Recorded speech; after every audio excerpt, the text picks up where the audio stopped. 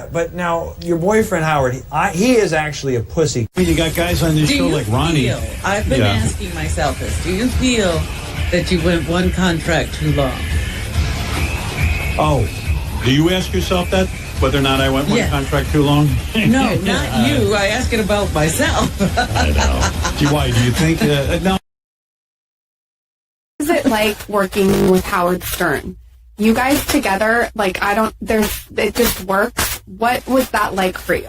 Like being next to kind of a grumpy mother a little bit. Grumpy grandma.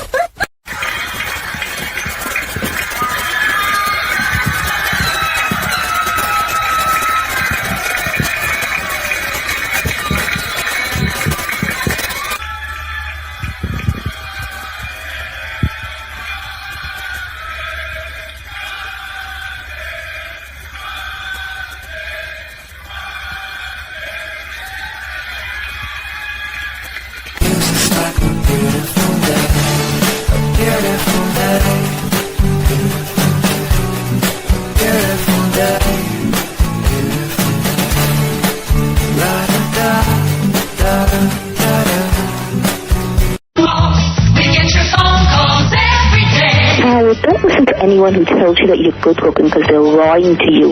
You're so big and tall and ugly, you look like the Jew in the beanstalk. Ugly dog. We can also see him in the background of another picture. That's Howard Stern on the far right, along with Robin Leach from Lifestyles of the Rich and Famous, and Epstein is behind them at the wedding, almost seeming to be photobombing.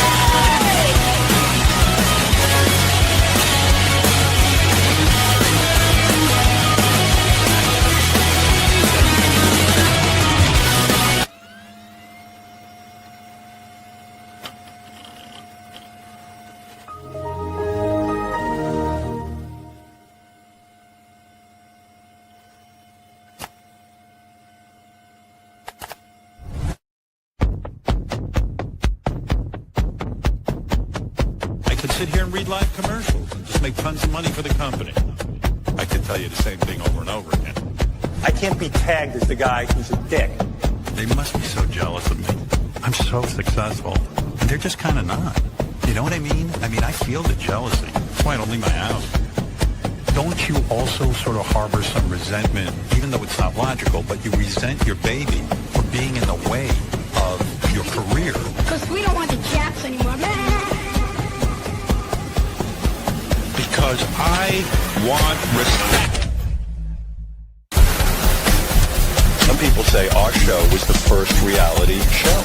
I don't think there's one thing I've ever said on the radio that would have been found indecent or obscene. The secret to my show is honesty, reality.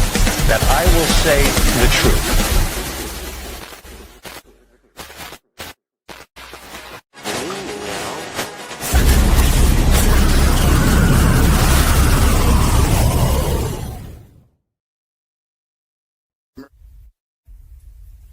Davyd. I can't be proof positive about whether Hormuz is straight or not. You're the one with the gaydar, Davyd. It doesn't have to be straight. I don't know. Maybe it is a gay guy.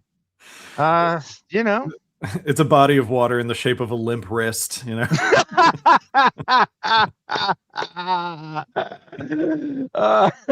Davyd has no idea what's being thrown at him. Oh, you're a virtual Wayne Brady, Davyd. Oh my God. Anyway.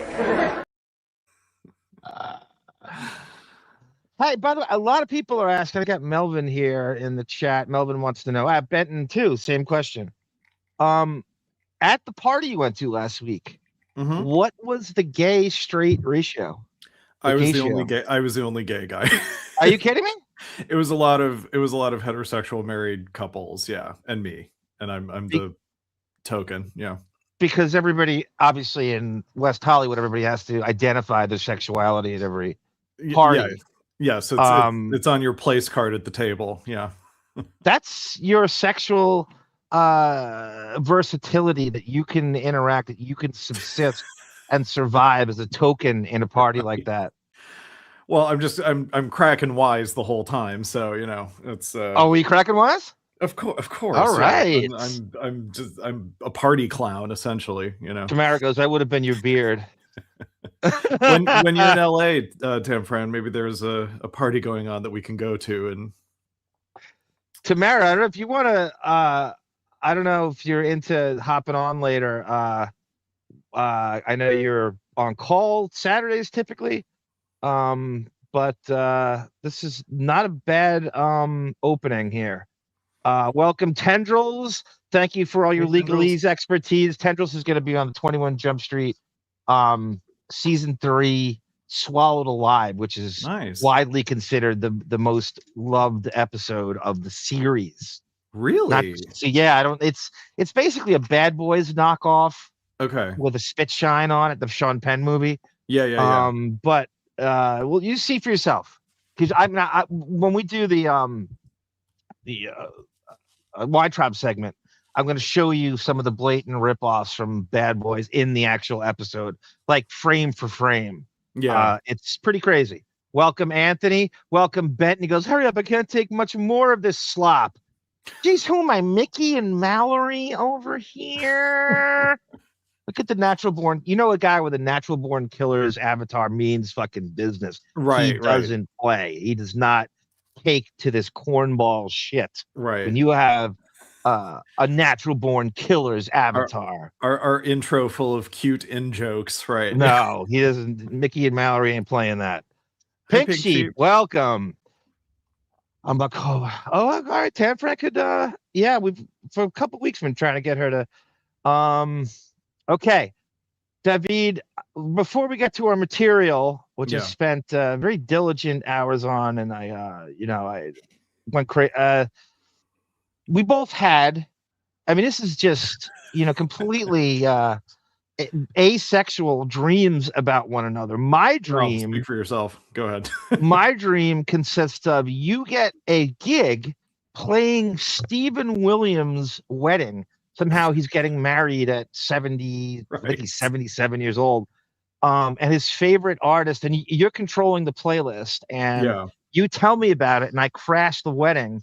But we have it where I jump on stage, and your little orchestriers, I sing Lou Rawls' "You'll never find, as long as you live, someone who loves you tender like I do. You'll never find, no matter where you search, someone who cares about you the way I..." So that's supposedly according to the dream, Stephen Williams' favorite song and favorite artist. Oh, okay. And I get up and sing it, and I dedicate it to Holly Robinson, who's there with Rodney Peete, and I go on to, I bash Depp in my monologue before the song, saying, "How dare you blow off Captain Fuller's wedding," and all that. And that's pretty much the extent of the dream. Stephen Williams gives me a hug. He says, "Bitch, you ain't invited." And then he gives me laughs, and he says, "Bitch, you ain't invited," and then hugs me and says, "I'm glad you came. Lou Rawls is my favorite. Only you would know that." And then I woke up, and that's the dream. Oh my God. That's so specific and reminiscent of the karaoke in the Valentine's Day episode. Yeah. A little That's bit. That's with Mr. Morgan. Yeah, singing karaoke to Holly Robinson. That's a great callback, Davyd. Here's just a clip of the song. This is, I think most people know it, maybe not. It's old, but I remember being like, mom music in the back seat of your parents' car, and this came on like Walk FM in Long Island. This is that's obviously Stephen Williams' favorite song, right? I mean, it's got to be. Right. It's got to be. He's got to be like obsessed with that song, and that's in my head. That's so. Your call, Davyd. Your dream goes like how? I'm sorry. So that's my dream. It's not that. I wish it was that sort of story structure sound. Mine is just kind of a structure sound, right? Yeah. Mine is. It's a little disjointed. It's one of those things where I can't quite remember the sequence of events, but it was kind of a 21st century play on the "you have a nightmare that like you're naked in front of an audience" thing, right?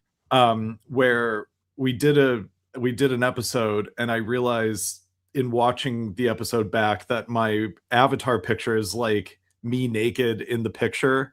And I'm just like trying to email the deppening@gmail.com furiously, like, "We've got to take this episode down." Like, I didn't realize my picture was me that naked. Makes sense. That would seep into your subconscious, right? I guess I don't know. That makes sense.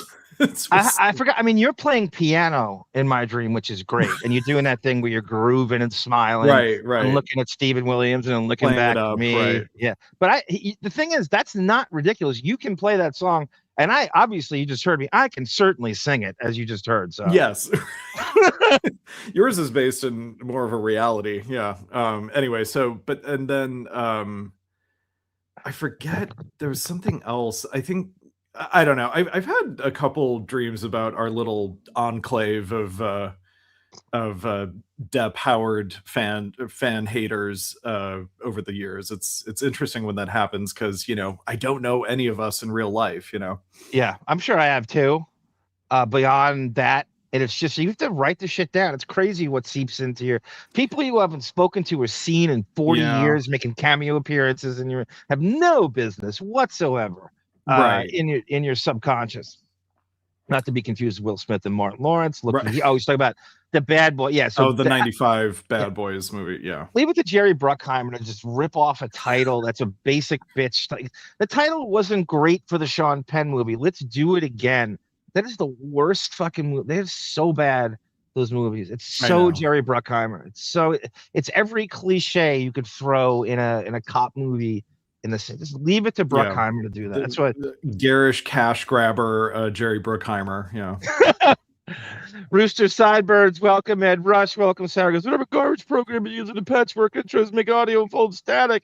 Please retire." Sarah's such a perfectionist. What a tortured filmmaker. Jesus Christ. Too young to settle down. He should hit it and quit it. He has Viagra. 77. Unlike Lindsey Graham, he has found the right woman. Right. Thank you, Tendrils. Such a great song. I like that the crowd in the video has to dance way too emphatically for how much you can't dance to that song. White people think they can dance to that song. Right. Pink Sheep goes, "Any chance did Blow?" Sal Janko is not in the dream, Pink Sheep. He was not in the dream. He could be invited to a Stephen Williams wedding for all I know. He was too busy spending six figures on his divorce, so he couldn't attend. Yeah, he was the Jefferson Starship song, "Who Counts the Money Underneath the Bar?" He does, and he also steals to the tune of $400,000 from the Viper Room. That's a true story. We're not making that up. True story. Hilarious. Johnny Depp and Sal Janko are Miramar, Florida best friends who no longer are friends because Sal Janko stole money from the Viper Room to the tune of $400,000 when after Depp had bailed him out from a really messy divorce. Yeah. That's what they wrote in the fight with the manager. And it was like, it was over time. Like he was skimming the tills over time, Yeah. right? Okay, yeah. He can't be that stupid to just grab $400,000. If it made that on one night, I can't. I mean, you tell me how small that room is. I don't understand. They're not making that on probably even a week. Yeah. I still want to know what they charge for a drink. I still want to know what they charge for a watered down, rusty nail or something. Yeah. Rooster Sideburns, no alcohol tonight. Tatatita says Lou Rawls' sweet 70s leisure suit. What am I? Who am I? Huggy Bear over here. Obviously from Starsky and Hutch. Yeah. Great reference. Quitter now. Sara has spoken. Yeah, what a taskmaster. Holy shit. He's Marcy Turk, for Christ's sake. He was cleaning up after. I pictured him in the background cleaning up after the wedding. Oh, yeah. That's a great 21 Jump Street joke, Pink Sheet. Blowfish was hired as the custodian for the Stephen Fuller wedding. That is a great. Pink Sheet should sit in at a future fucking 21 Arm Street. Yeah, it sounds like you got a knowledge base. Yeah. She's got the chops. Just listening to an old Howard show. The show hasn't been bad when Artie was there. The show wasn't bad. No. It was fine. Yeah.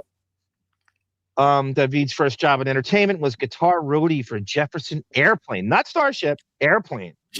I was 70 by then. Yeah, that was not my first job. Alice. That's the Alice song. Exactly. She Me Too'd Brandano. All right. We're gonna launch right into this. John Leonard has spoken, Davyd, and I'm getting this question from Melvin here in the chat. He asks, "Yeah, do you people tend to go in, and obviously the Jews are synonymous with going into legal and becoming lawyers and legal profession. How prominent is legal careers in the gay community? Melvin wants to know over here in the chat." I'm looking for that chat right now. No, I think I know a lot of gay lawyers. I think it's being sort of sharks and greedy about money and annihilating people. We know you people. Melvin said, "We know you." This is Melvin. Yeah, we know you people love real estate. But what about? But what about suing the pants off of some guys? Yeah. Yeah. No, I know quite a few gay attorneys. Actually, I just had dinner with one last night. Actually. Oh wow. Yeah. What'd you broads talk about? His breakup. Oh, is he going to represent himself in the divorce? Yeah, exactly. Yeah, exactly. You don't hear a lot about gay divorces, do you? I mean, that's one of the privileges of marriage equality. We can get divorced, Right.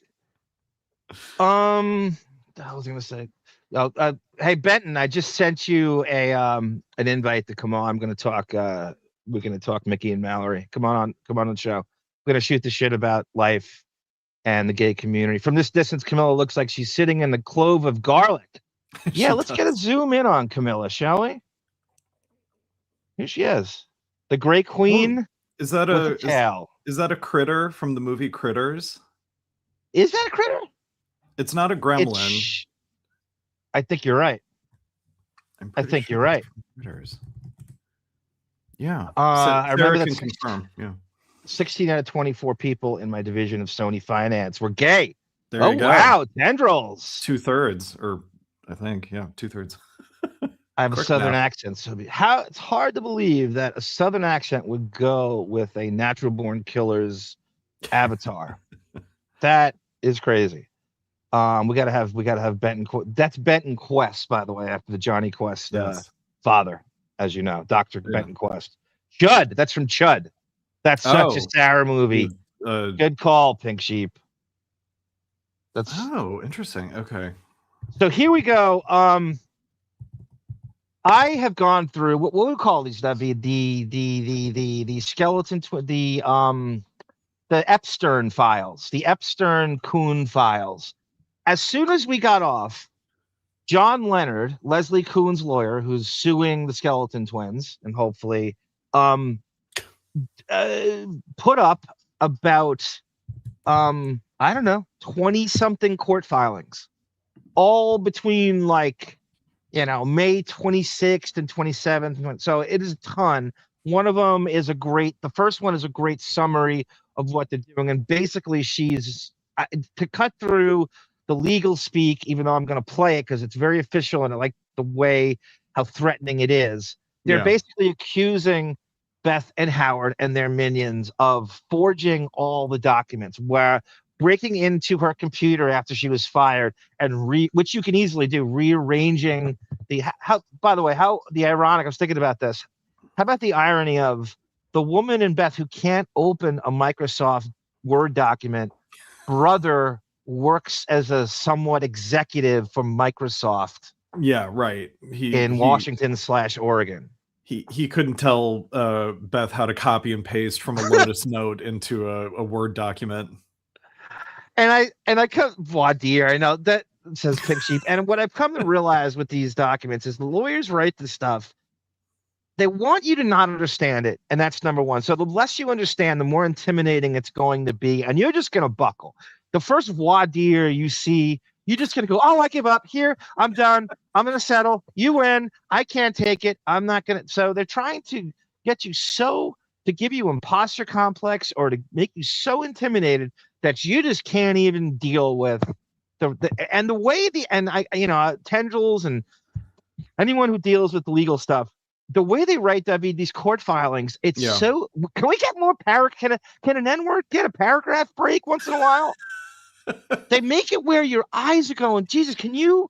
And then the font is so small that you get worn out reading it. You go, I give it up to anyone paralegals who sift through that shit every day. They want you to not read it. Write with a bigger font and more paragraph breaks. I'm a reader. I'm a listener. And I'm going, motherfucker. It's the longest prescription pill bottle label in the world. Yes. Yeah, right. Well said, Davyd. I hate the idea of prenups, says Rooster Cyber. Oh crap! I have jury duty next month. I like that Rooster won't shirk his jury duty responsibilities. Right. He'll do it. He's doing his civic duty.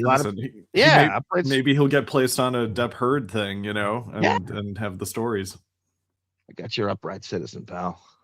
Beth made Leslie put on Amica cream at the Cats. I know it's so much crossover to the Depp trial. I'll be voir dired. I hate that. ARM, if someone else is sitting at my computer when a DocuSign came through, they could forge my electronic signature just because it came through. Just because it came from her computer doesn't prove it was her. That's the argument. That's true. That's the argument, tendrils, that they're going with. And boy, are they going with it in an angry way. Because I could see the Skeleton Twins having like enough foresight, like let's buy like 10 MacBook Pros that are like intra-office MacBooks for our getting things done people, and for Leslie and for Gary. I could see them not wanting to have personal information on people's personal devices.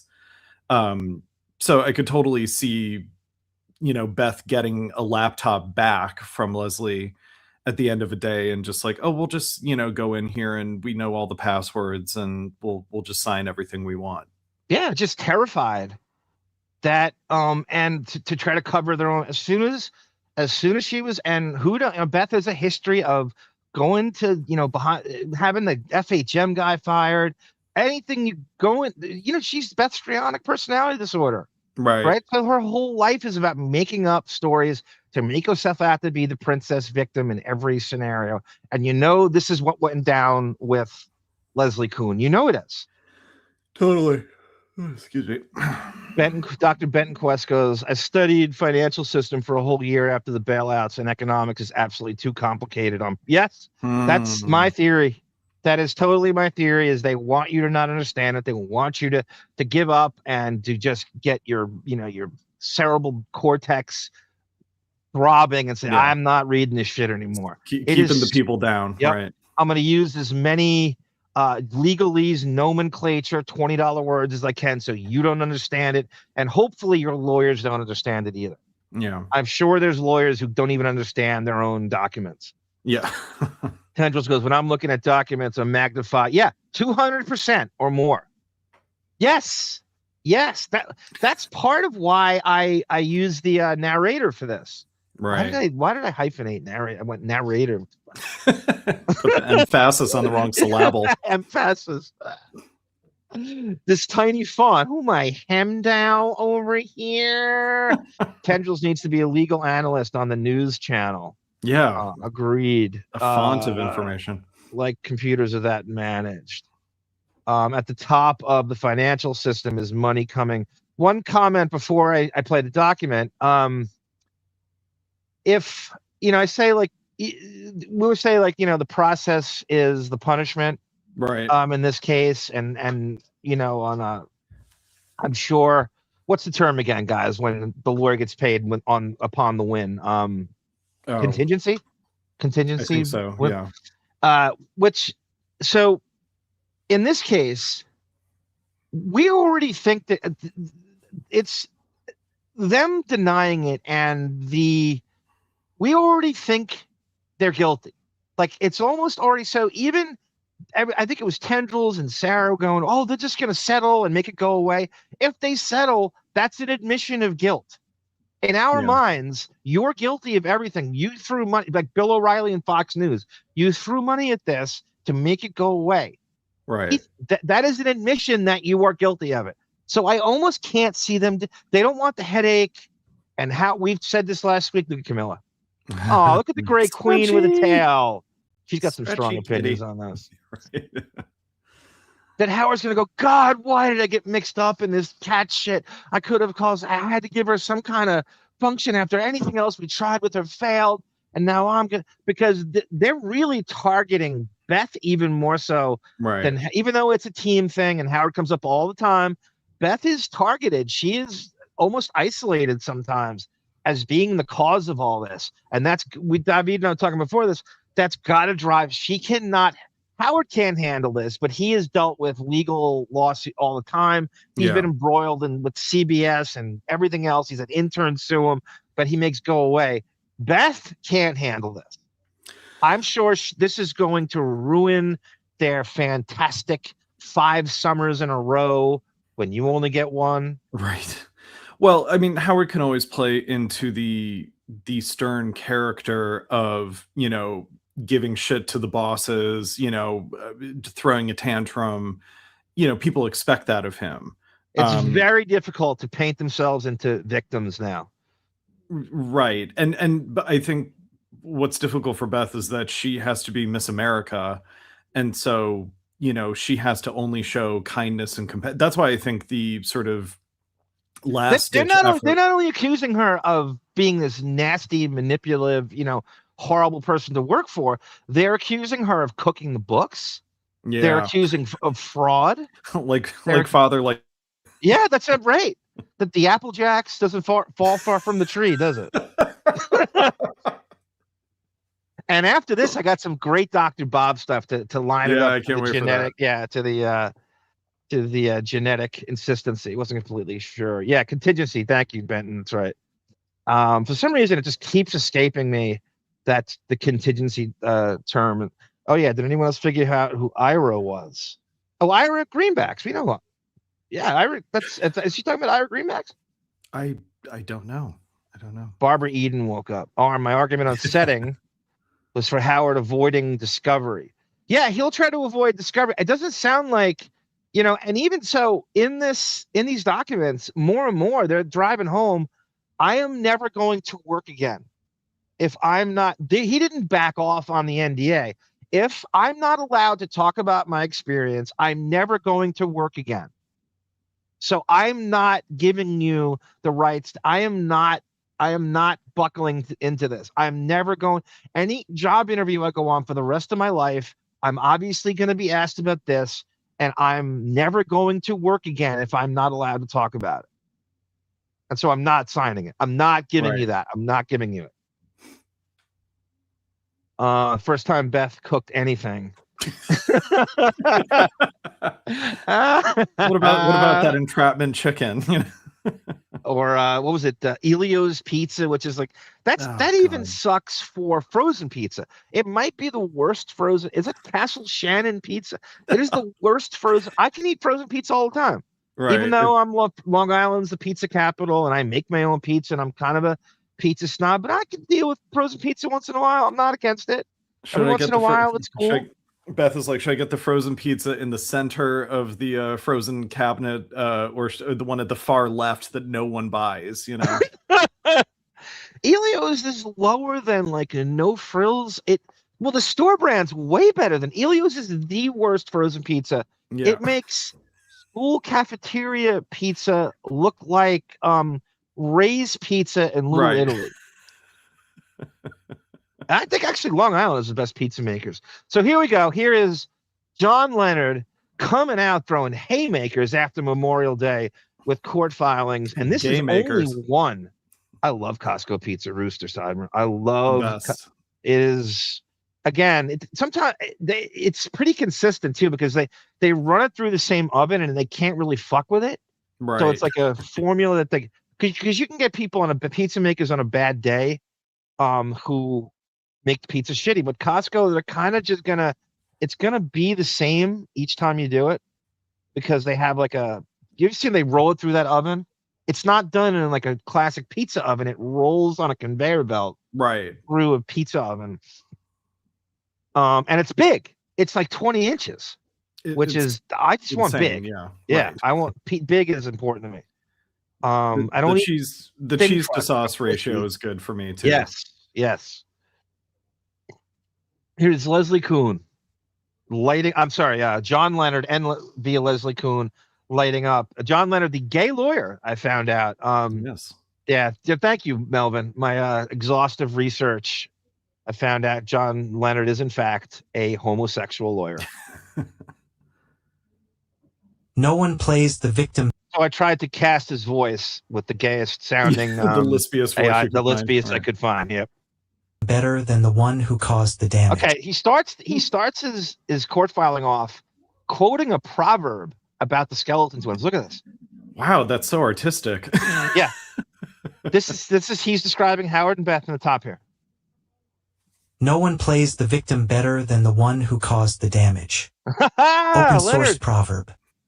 After terminating Leslie Kuhn's employment for what Kuhn Desenbes as alleged misconduct of a nature that would be detrimental to one's reputation, and manufactured by the defendants in general and Beth Stern in particular. Whoa, right off the bat, right? Oh my God, shots fired. Oof. Now, the first sentence is, she'll never work again if this NDA stands, because she's not allowed to discuss her previous employment.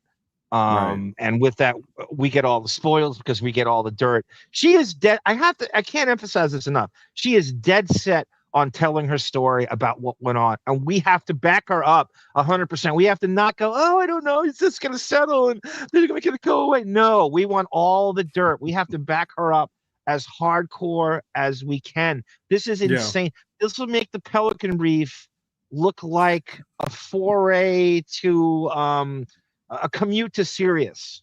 Right. Defendants asserted the validity and enforceability of not one but, incrementally, 2 dubious confidentiality and non-disclosure agreements seeking to cast Kuhn into silence. Defendants attempted to pressure Kuhn into signing a separation agreement on a take-it-or-leave-it basis, containing broad non-disclosure provisions based on their contention that she had already signed the previous 2. You don't know how long this took me to set this up, and I had to take the document, something like Tendrils would do, like you're copy and pasting, and then I had to format it so it could read it well, and then put it in there, and then had to edit it and change. I had to travel to Netherlands and then back to Latvia and then back to France. I was all day yesterday doing this. Kuhn repudiated the agreements on the grounds that she never executed them, that they were fabricated by defendants to stop Kuhn from discussing publicly the hostile work environment she experienced working for Howard Stern and his wife, and that they were unenforceable. I love that he's driving home the hostile work environment thing still, and it's like they're not backing off. They're not. I think a Right. lot of people thought, oh, they're just gonna, oh, they have the goods on them. She signed them willfully. I believe her. I believe what Tendril said. I believe that they easily can forge her document. I've seen. We've all logged back into a thing where it like leaves it. And you could just rearrange. I do it all the time on on Canva, where you just go back into a template and it's the easiest thing in the world. Yeah. No, the someone else having access to your computer thing made me think like, oh, it's probably like a work computer provided by 112 Productions that Beth and Howard have dominion over, you know. Matt Hansen, the IT guy since 2007. That's right. Immediately terminated her login stuff and then fucked with it. You know he did. Right. I mean, he's been doing that for years. Kuhn filed viable claims Allegedly, for declaratory right. relief-seeking declarations that the confidentiality agreement dated May 10th, 2022 and the non-disclosure agreement dated May 23rd, 2025 are invalid and unenforceable, so that she could freely discuss her employment in order to salvage her job prospects and reputation. Oh, I love it. As long as that's her stance, they're never going to back off on the right to tell a story. They're never going to. They're never going to cave, and that's good news for us. And in Discovery, who knows? Even if we get 10% of what in Discovery, and they're gonna redact. They're gonna run out of fucking Sharpies. In Southampton with the redactions they're going to try to do. That's a whole shipment of black ink cartridges at Staples. Welcome, Rupert Pumpkin. Good to see you. Defendants now move to dismiss the first amended verified complaint. Thank you, Rooster Sideburns. Yeah, I just was trying my hardest to find some semblance of a gay lisp to represent John Leonard. Mr. Wolstenholme, to sign a DocuSign, generally all you need is the personal info from LexisNexis. That's why TD Ameritrade stopped accept. I love a good TD Ameritrade anecdote, Wolstenholme. Been following Formerly them in married papers. couples need to be notarized now. Oh, thank you, Wolstenholme. Good stuff. Thank you. What's up, King? Am I right? Rupert, are you in your Atlantic Records t-shirt? What kind of question is that? Because Ross Ape, that's such a Gary Delabate swag, right? Atlantic. Yeah. You work for Atlantic Records, Gary? Like Stuttering John got it from his album and was like, "Hey Gary, do you want it?" You know? Yeah. Well, K-Rock used to get all the swag from the record companies. Ross Rapin. Usually, if the motion to dismiss is denied and the court allows the suit to proceed, the defendant, Howard, will work to settle long before discovery. Well, it doesn't sound like they're going along with the settle anything, Rupert. And I said before, settlement is an admission of guilt, in my opinion. You obviously are not confident that you're. I mean, unless I just want to make it go away. I don't want to deal with this stuff, and I know I'm right, but I'm just gonna. I can't. I don't. Life's too short. No, fuck you. You're guilty. Yeah. If you settle, you did it. In its entirety pursuant to CPLR 3001 and 3211, and on the grounds that documentary evidence provides a complete defense to the allegations made therein. Defendants seek, in the alternative, a declaration stating that the NDA is valid and enforceable. The agreement is a non-binding statement of intention. Defendants claim that Kuhn's first and second causes of action for declaratory relief related to the CA and alleged against Stern were mooted because Stern expressly agreed to forego its enforcement. NISA 40, PP 14 and 17 of 30. Defendants' use of the words agree and agreement is intentionally misleading. A plain reading of the parties' correspondence shows that there was no. Benton goes, this is so Mickey and Mallory. This is so Natural Born Killers. I'm surprised they didn't have her rubbed out by now, to be honest. That is not ridiculous. That goes on all the time. There's all sorts of Epstein theories like that. In the Johnny Depp trial, this is not part of the trial, but it's a different deal. In 2004, the third partner of the Viper Room disappeared, and he was testifying against Depp in a court filing, and he just vanished. And they found him on the side of the road. And it's weird because remember the Michael Madsen story where Depp had his goons attack him in the bathroom? Yeah. Yeah, so there's all sorts of theories that people who work at the Viper Room leaked this thing that Depp might have had him killed, allegedly. Anthony Fox is the guy's name. He was the third partner. Apparently, he's how Depp, who was not making a ton of money when he bought the Viper Room. Right. You know, you're like going, how is he affording that? Paid most of it. He was like a quote investor. They were going to use Depp's name, you know, as the figurehead for it. Right. Howard has more to lose than his anonymous former employee, so he has an interest in settling the case. I know, Rupert, but it's an admission of guilt, and everyone's gonna. So, I don't know. The Kuhn camp is dead set on not set. They are not settling. They're not leaning into this at all. They're not falling for it. They know the game. She'll never work again if she signs this and capitulates to the NDA, which I believe is true. You go on any interview, they're going to go, hey, what'd you do what is this? You're a celebrity assistant? I can't talk about it. Why did it end? I am not allowed to talk about it. You're okay. Move on. Good. Nice to meet you. Yeah. Next, you never get hired. In the case is settled, there will be a press release that indicates all sides are out. Yeah, and we won't believe it. Just like Bill O'Reilly at Fox News. Everybody knows all that's true. Totally. Yeah. Let us never speak of this again. How old is Leslie, by the way? Do we know? I've been thinking about that since we started this. I want to say mid-40s. Okay. And I'm just speculating, just an educated guess. Yeah, that makes sense. I think the problem here, says Benton Quest, is that Howard, the settlement would seem like part of her pay. Yeah. So he's saying that if they settle, we're just going to pay you what we would have paid you as a salary anyway, and we're not losing any money. You know what I mean? Right. He's right. That's so. We if already I'm her, earmarked that money for you. Right. Agreement by which Stern became bound to forego enforcement of the CA.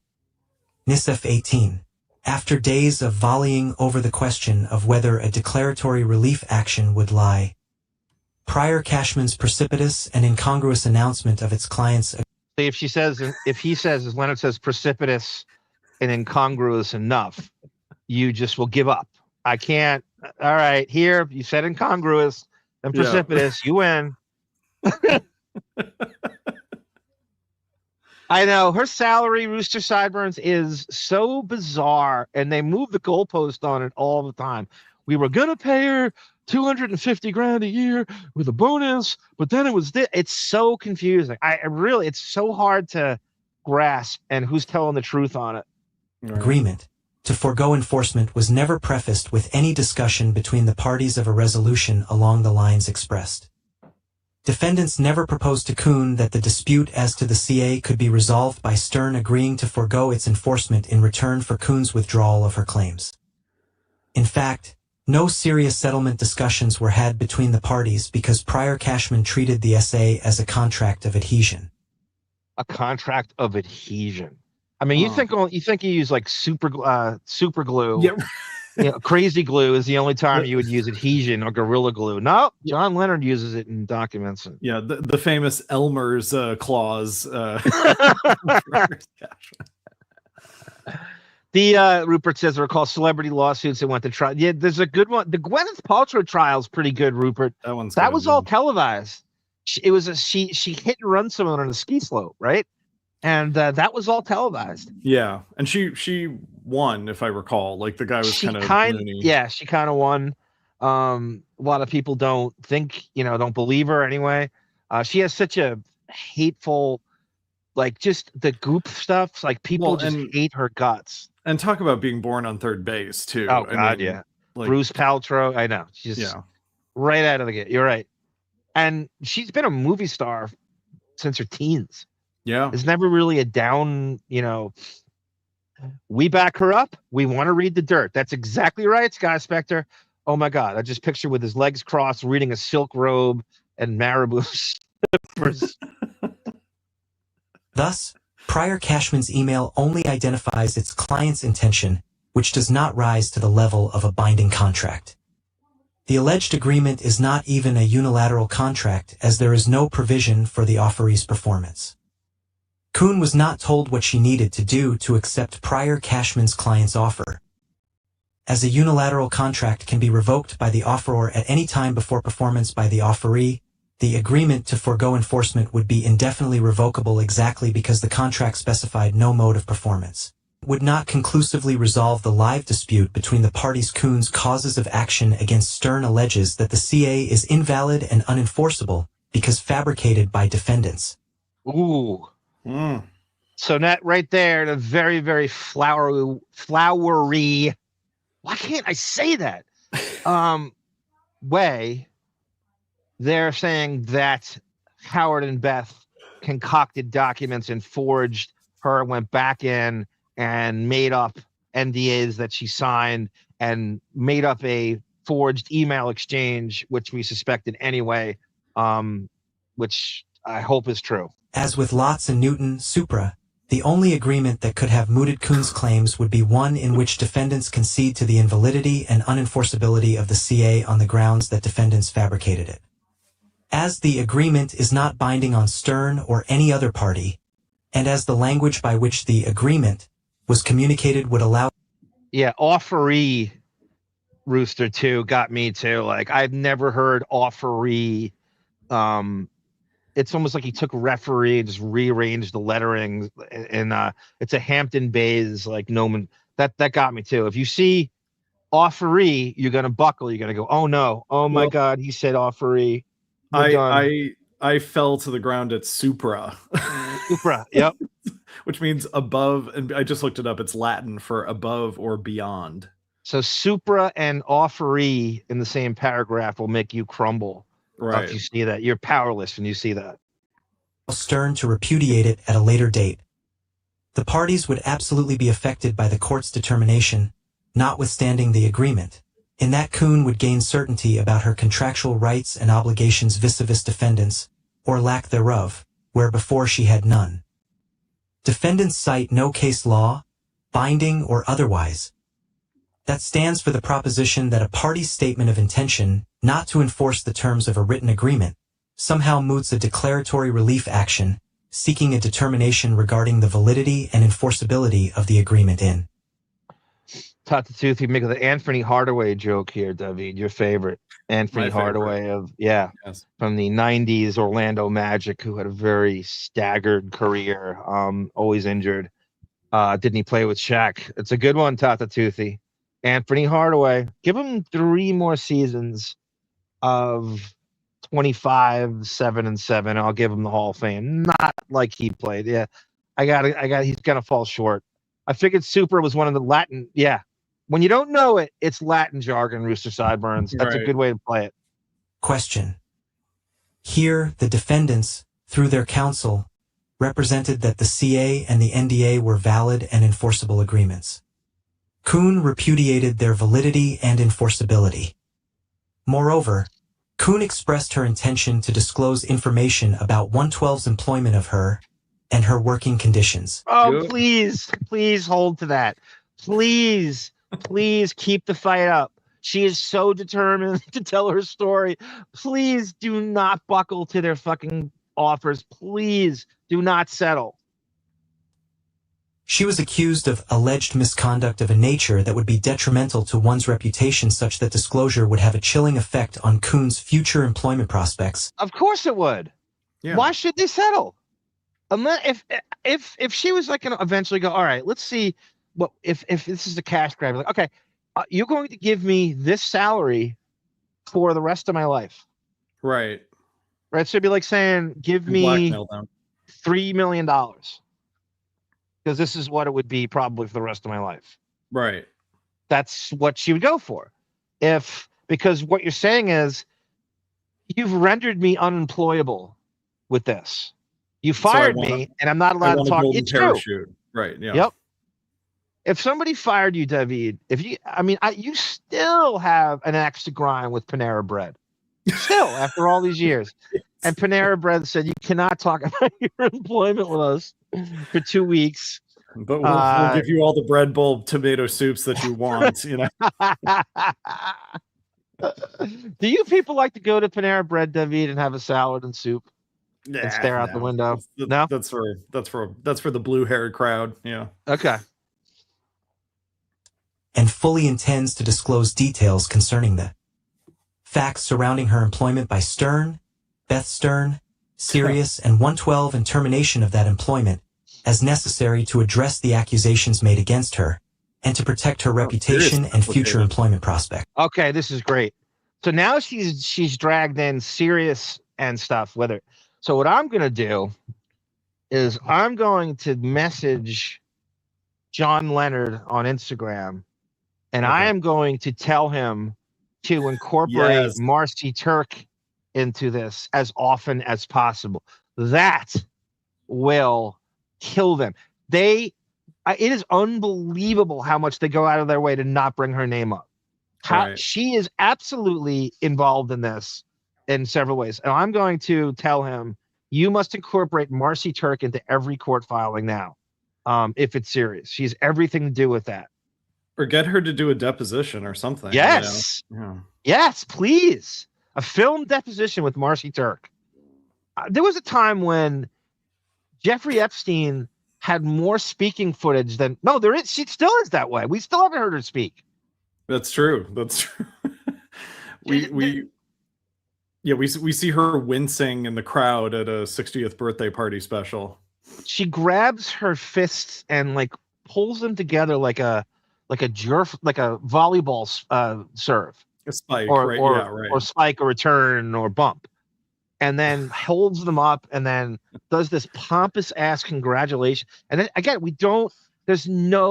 you can't even hear whispering from her. It's crazy. Think about all the audio we have of Tim Sabian and Chiusano over the years. Yeah, tell him to film a deposition with her and then upload it on Dailymotion, and we'll just stumble across it. You know? I go, hey, what do you say? Drop the Pelican Reef on. I'll put it on my Dailymotion account, and then send it to Bring Back Jackie, and then all hell will break. And all hell did indeed break loose. I don't mean to reveal behind the curtain.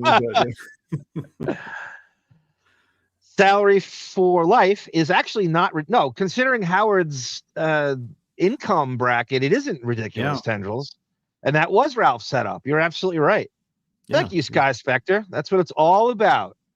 Panera Bread is like Fight Club, says Tucker Toofy. That would, all these cop body cam on YouTube now. There's a ton of them. Ohio is big with that too, by the way. Surprise. There's tons of YouTube channels with cop body cam with really like fantastically fascinating stuff too. That I want to see something in Panera Bread. Has there ever been a fight at Panera Bread? Salad spraying everywhere and people pouring soup over each other's head. Throwing Asiago cheese at someone's grandma. Right. I want to see a cop body cam at Panera Bread. Getting things done indeed. You just see ciabatta bread being thrown at the camera every 5 seconds. Right. Pig Sheep, I gotta say, you must be in the top 5 Depp Stern combo knowledge on the face of the earth. It's pretty crazy how well you fit into this community. The quiche at Panera Bread, Tendril says, their coffee's really good. Yeah, I go to Panera maybe like once every 3 years. Like, I could use a really big sandwich, How long did you work there? 2 weeks. Yeah, so you worked there for 2 weeks, and we never stopped bringing it up here. I know, because it's the only like real sort of like service job that I ever had. I landed like a music job right after I started working there, and I was like, it wasn't. It was also kind of a sketchy Panera. Like it was not in a good location, and Did you ask to play music there? Did you ask that you could play on a given night? I should have offered like to in lieu of toasting bread. I should have offered that up. But they still haven't recovered from your exit. From my retirement. Yeah, your retirement. You make my stint at CBS TV look like Alan Greenspan. I was at CBS New York for 3 months. I pitched things. Yeah, I pitched the David Alan Grier talk show to Steve Friedman, who was the executive producer of Brian Gumbel's show. I went in there with a sketch that David Alan Grier hosted Saturday Night Live, and he did this incredibly funny Brian Gumbel impression. And I brought it into Gumbel's show hadn't started yet, and Steve Friedman, the producer's watching, and a guy was cackling in his chair, and they actually tried to get something. Yeah. And they tried to do something with David Alan Grier that never took off. Interesting. It was the time that when Howard CBS show was on too. And you should have heard the fucking account executives are going, they watched a sample of it. And he goes, "This is the biggest piece of shit I've ever seen." He goes, "Is he kidding me with this?" Oh my God. One of the executives goes, "My boss, Lori Wang, black guy." Yeah. He goes, "Is he kidding me with this trash? Look at this. Who the hell is going to watch this?" What? Because it was like the worst. It looked like it belonged on public access, like if that. And he had to get advertising for it. And it was just embarrassing. It was so bad. And you should have seen the rates for it. Everybody was just like, just turned it off in 30 seconds. Yeah, what have we done? ARM, the Pelican Brief saga was in real time, truly exciting time. Really was. Maybe the most exciting time in Stern hater history. The Panera Bread customer demographic is not the same as the Waffle House, we'll just say, says Rupert Pumpkin. Sketchy Panera, that's a first. I know, that's like an oxymoron, a sketchy Panera Bread. You think they'd all be in kind of like, middle class-ish kind of places, but yeah. Piano at the Panera Bread. Davyd was the only guy that went to every table playing the violin. I mean, you spent 2 weeks there, and I'm sure we're never going to stop talking about it in the chat. It doesn't deserve the real estate it's getting. Right, but that's why it's so funny to keep talking about it, because I have so few stories from it. Affirmation of Lauren Provenzano. Kuhn disputes both that she received or sent any of the emails dated May 10th, 2022, and that she signed the PDF annex to the Provenzano affirmation as a... Tamara Francois brings up a really good point. Like, she's a pharmaceutical, the master of the pharmaceutical industry. She is a pharmaceutical doctor, scientist at the height. And could you imagine doing that job during the COVID era? Oh God, at its height of neurosis and germs and masks, and that must be that. Yeah, there's probably nothing worse than that outside of being a nurse. My stint there was like June of 2008, and yeah, I people were entitled even then. I mean, I'm sure it's awful now. Did they have a Benji Bronk entitlement? I mean, it was very. They weren't as referential of Esther Roll as Benji is, But yes, they were entitled. Pink Sheep wants to know if you reported your tips, Davyd. Never. Not that tip. Not the money. Yeah, card. right. Exactly. It isn't illegal. Isn't it illegal to sign someone's name in a criminal or civil lawsuit? Yeah, you'd think. Right, but nobody seems to go to jail for anything like that. Exhibit 14 entitled NDA Stern Kuhn. See affirmation of Leslie. Kuhn. 2. Kuhn also disputes executing the manually signed confidentiality. Wow. Agreement dated September 12th, 2022. Annexed to the Provenzano affirmation as Exhibit 19. Yeah, this is a crime, right? So Rooster's right. So you're bringing in Provenzano, Castillo, and Matt Hansen are all party to this, and obviously the Skeleton Twins, right? So they're all in cahoots. They're all committing this crime of fraud and forging the signature. Yeah. Look, the great queen with a tail. The great queen with a tail. Camilla's disturbed by this revelation. Look at that! Is one vigilant cat. That is a tight ship. Look at her. Head on a swivel. Oh no. My God. Look at Tara's drill. unfazed by it. Look at the Thundercat. Look at Panthro's daughter holding steady with that drill. Oh my God. Oh, what a cute, look at the Gray Queen with the tail. That room is a cartoon, Davyd, a virtual cartoon. Yeah. It's so great. Kuhn. 3. While Provenzano claims to have sent and received the emails, her affirmation as to those factual claims is not documentary evidence that the court may consider on this motion, as her statements can be, and have been, controverted by Kuhn's affirmation. Further, notwithstanding Kuhn's claim that the CA and NDA were fabricated. I gotta see this. Camilla. I wonder if she can hear me. Oh, look, she turned. So I guess the camera, like the audio is on and Camilla. Who's everyone's favorite cat? It's Camilla, the cartoon cat. Boing. The defendants have provided no independent third-party authentication of the May 10, 2022 emails. Moreover, the emails themselves do not undeniably prove that Kuhn signed the CA.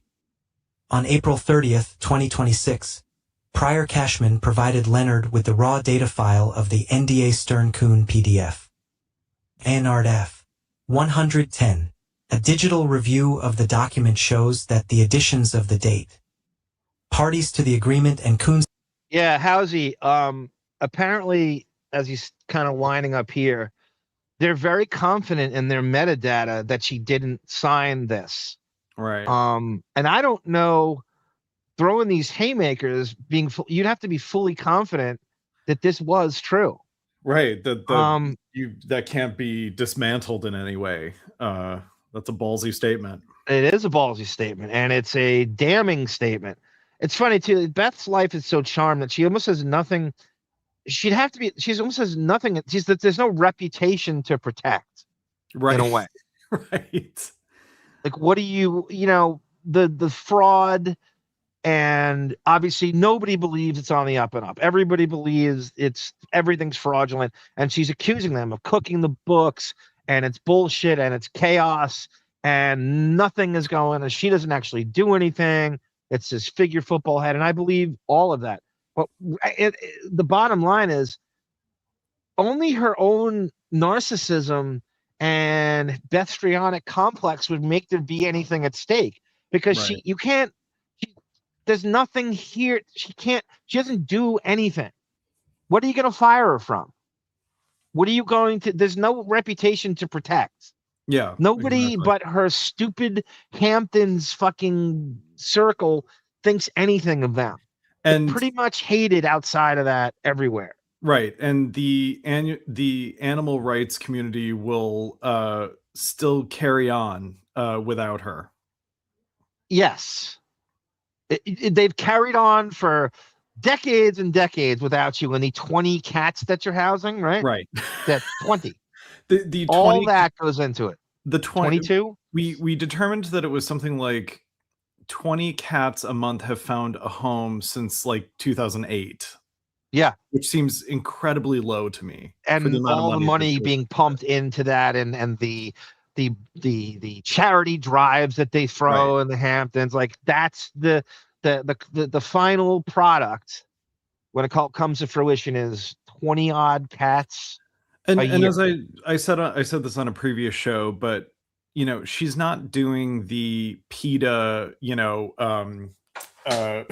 Bob Balaban and Seinfeld going on like a Greenpeace, raft. No, it is the most glamorous way possible that you can get involved with animal. Not a party will be missed.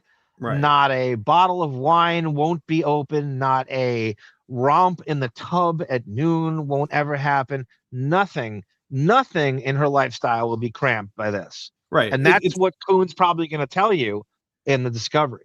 In the lowest form of activism, which in terms of like as self-sufficient as cats are. Right, exactly. but you can see here.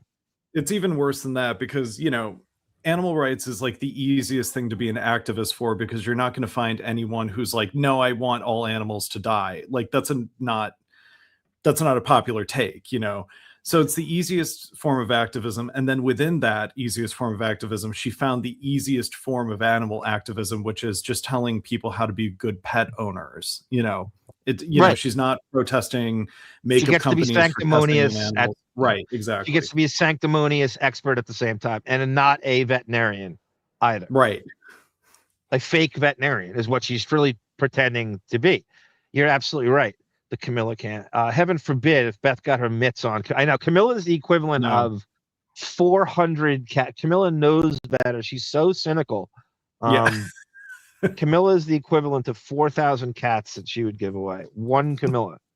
Hopefully they can flip Beth to testify like Sammy the Bull. Signature were all made by the Adobe comment function, and that the author of each of the comments was Kuhn states in her affirmation. She never received the document, did not add those comments to it, and does not know by whose computer the comments were added. Wow. Again, they have to be airtight with this, and there's no way they'd come to the table with this if they weren't sure metadata-wise. Thus, the Provenzano emails do not utterly refute the factual allegation that Kuhn did not execute the CA. B. Affirmation of Eileen S. Farkas. So Eileen Farkas again is the lawyer, the other lawyer who testified, and she's so he's refuting Eileen Farkas's testimony and court filing. Does her husband have a man's ear?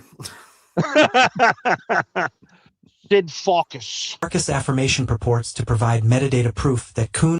You want to know if your grandmother has ample bosom? Bosom. You have nice bosom. Responded to an email from Paula Castillo on May 23, 2025, returning to her the executed NDA. Significantly, the metadata to which she attests is not documentary evidence.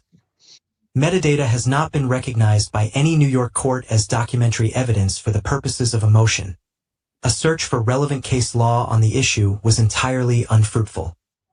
Farkas has not properly authenticated the metadata and is incompetent to do so for lack of expertise and personal knowledge. Ed Rush, I would imagine they've done that already. Yes, can a forensic IT tech identify all this stuff? Where and when are these done, and with any way of what devices? I would imagine the Leonard Kuhn camp have done that. How else would you possibly win this if you didn't get a verification from an IT tech? Yeah, they got to think ahead, for God's sake. Yeah. Metadata has not been recognized by any New York court as documentary evidence for the purposes of a motion. A search for relevant case law on the issue was entirely unfruitful. Farkas has not properly authenticated the metadata and is incompetent to do so for lack of expertise and personal knowledge. It is clear from Farkas' affirmation that she, a person with seemingly no IT expertise, took documents that 112 gave to Prior Cashman and ran them through a cloud-based software called Everlaw to extract the metadata. Whoa. Wow. Oh my God. And there you go, Ed. There you go, Ed T. Rush. They're specifically saying how. You know, when I did this, I was worried about getting it, and I'm focusing now on some of it I was definitely focused on, but some of it I was like, there it is. Exactly, Ed. Exactly. This is good stuff. I feel like we're in the movie Sneakers all of a sudden. Oh, my Bobby Redford and sneakers, for Christ's sake. River Phoenix and a San Francisco hat. That's right. He had a 49ers hat. The good call, though. Who says you're not a sports fan? But of course, you used the city of San Francisco. Of course, right. Yeah. Castro. She has not and cannot state whether the metadata provided to the court is the data in its original unedited state. Identify how the metadata was maintained or who had access to it, or evidence the metadata's chain of custody. It's so funny, you know, and all these court cases now in the Depp trial was tons of metadata issues with forging text, and Amber Heard's making this up, and they doctored these, and the Depp camp doctored, and metadata came up all the time. Metadata is a huge. The New York Mets should change their names to the metadatas. The metadatas. Because it's insane. Every court case now, it's a metadata fest. Right. Like a sausage fest at the barbecue you went to. This is a metadata fest. Well, it's kind of the opposite of the convention of like cell phones ruin old movies, and now we have like we're gonna have a generation of like legal movies and TV shows where the go-to trope is metadata. Yeah. Well, it's like we say all the time with old shows, when we do this with ARMfeld, Jump Street, 902, and all of them, where cell phones and technology would ruin all these plots. Yes. That that would never happen now. It's just like that with you like these old trials. You're going, oh God, if all they had was if they had a smartphone, this would all be this trial would have lasted 1 week instead of 5 months. Right. It's crazy. Ed Rush, yes, they would need forensics to prove who's telling the truth. Davyd, I don't know, Tamara. He definitely is the number one 37-year-old old movie knowledgeable expert in the world. I don't think if you were in, like, they have these trivia nights in LA, like all these bars on a Monday night, that you would clean up. I'd be your phone and TV guy for sure. Yeah, 60s movies, 60s, 70s, 80s, just anything before your time. Yeah, I mean, I can go back to the 20s if you want. But it's not like you slack on the modern day either. You know the modern shit too. But it's your business. It's your business. You have to know the musical scores and who you're up against. Right. You have a vested interest in knowing that stuff. Mm-hmm. Affirmation of Matt Hansen submitted by the defendants on this motion attempts to authenticate the metadata given to Farkas by 112, but, as discussed below, also fails to do so. Wow. Further, metadata is notoriously editable and therefore unreliable. Oh, yes, it is. They're all Our view of Everlaw demonstrates that even it permits project administrators to make any metadata field editable by checking the fields box in the Make Editable column. As metadata is not self-authenticating and prone to manipulation, third-party authentication of the metadata by acquisition of server logs from the custodian of records of the email hosting company maintained in G the data is required. There's no way John Leonard wrote all this himself. I mean, there's no way he's this knowledgeable about I'm IT sure he shit. has interns and I mean, I think he has his own IT guy that greenlit it and says, no, they faked it. They absolutely forged it. I'm sure he's got a Jump Street like crew of experts, that will pool their knowledge into one deposition. Oh, my Randy Cross over here. That's an old San Francisco 49er. Okay. He had a lot of commercials. He did some CBS work in the studio too. Given the foregoing, the metadata herein fails to satisfy the 3 criteria necessary for a paper to be considered documentary evidence for our purposes. It is ambiguous. It is of disputed authenticity, and its contents are not undeniable. The metadata also fails to definitively prove that Kuhn executed the NDA. C. Affirmation of Paula Castillo. The Castillo affirmation, like the Provenzano affirmation... So just give you just a refresher. Paola Castillo is what she's considered an administrative assistant, right, Davyd? Yeah. And she works in Howard's penthouse in on the floor above, right? On the floor below. Okay. The Millennium Towers on 101 West 67th Street and Columbus, in between Broadway and Columbus, just outside of and adjacent to Lincoln Square. And so, Howard, the Skeleton Twins live on the floors above, and they have an apartment for which we heard Laura Lackner used to use with the guy we had on Radio Gunk for an interview. Said that he worked there for a little while, and he never met Howard or Beth once in the same building. That's crazy. Somebody asked, I think it was Pink Sheep, it's possible Howard doesn't know this is going. I mean, I'm sure he wants to. He's so lazy that he wants to be ignorant to the metadata stuff. Like, he would definitely just not. He just wants the results. Yeah, but he bears ultimate responsibility. It's his company, But again, he bears responsibility, but he can't take accountability. So he thinks that somehow it's going to be cleaned up for him. He's not going to deal with it. It's too much work. It's too much reading. He can't deal with any of it. But you're right. I mean, he has to know, and bottom line is it's going to fall on you. Arms, the art drafting pleadings can include paralegals, associates working on it first. It could also involve the use of templates. It can also be drafted by scratch, depends on the pleading. Thank you, Tendrils. Davyd, give us an old-timey secretary reference for Paola Castillo. I'll meet her in the steno pool, and we'll drink some Sanka and gossip about that. Yeah. Sanka. Sorry, is not Nescafe. documentary evidence. To the extent that Castillo claims that she sent and received emails from Kuhn, and Kuhn denies ever having done so, Castillo's affirmation is factual, subject to contradiction by subsequent affirmation and not documentary evidence. Further, Kuhn's affirmation makes clear that 112 had access to her company-issued computer, and its IT employees were able at any time to log in through remote. Let's do this again. So here it is, right there in black and white. They're accusing her of fucking with Leslie Kuhn's documents and computers and forging emails to back up their... I just picture a laptop with like a shitty label maker label on it, like 112 MacBook Pro number 4, you know, on her fucking computer. A subsequent affirmation and not documentary evidence.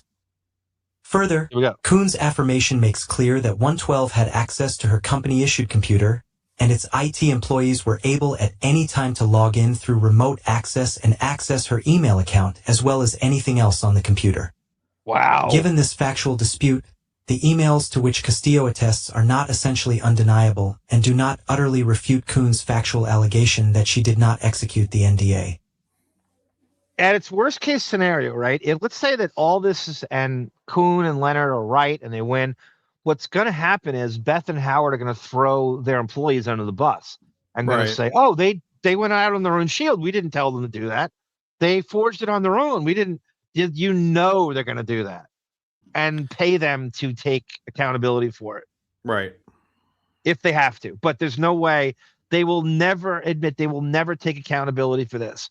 And they will throw their employees under the bus if they have to. I can hear Howard did it on their own.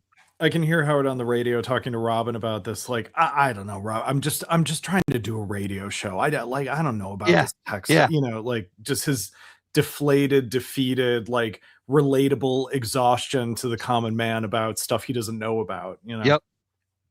Yep. Play the ignorant like card. The metadata offered in the Farkas affirmation.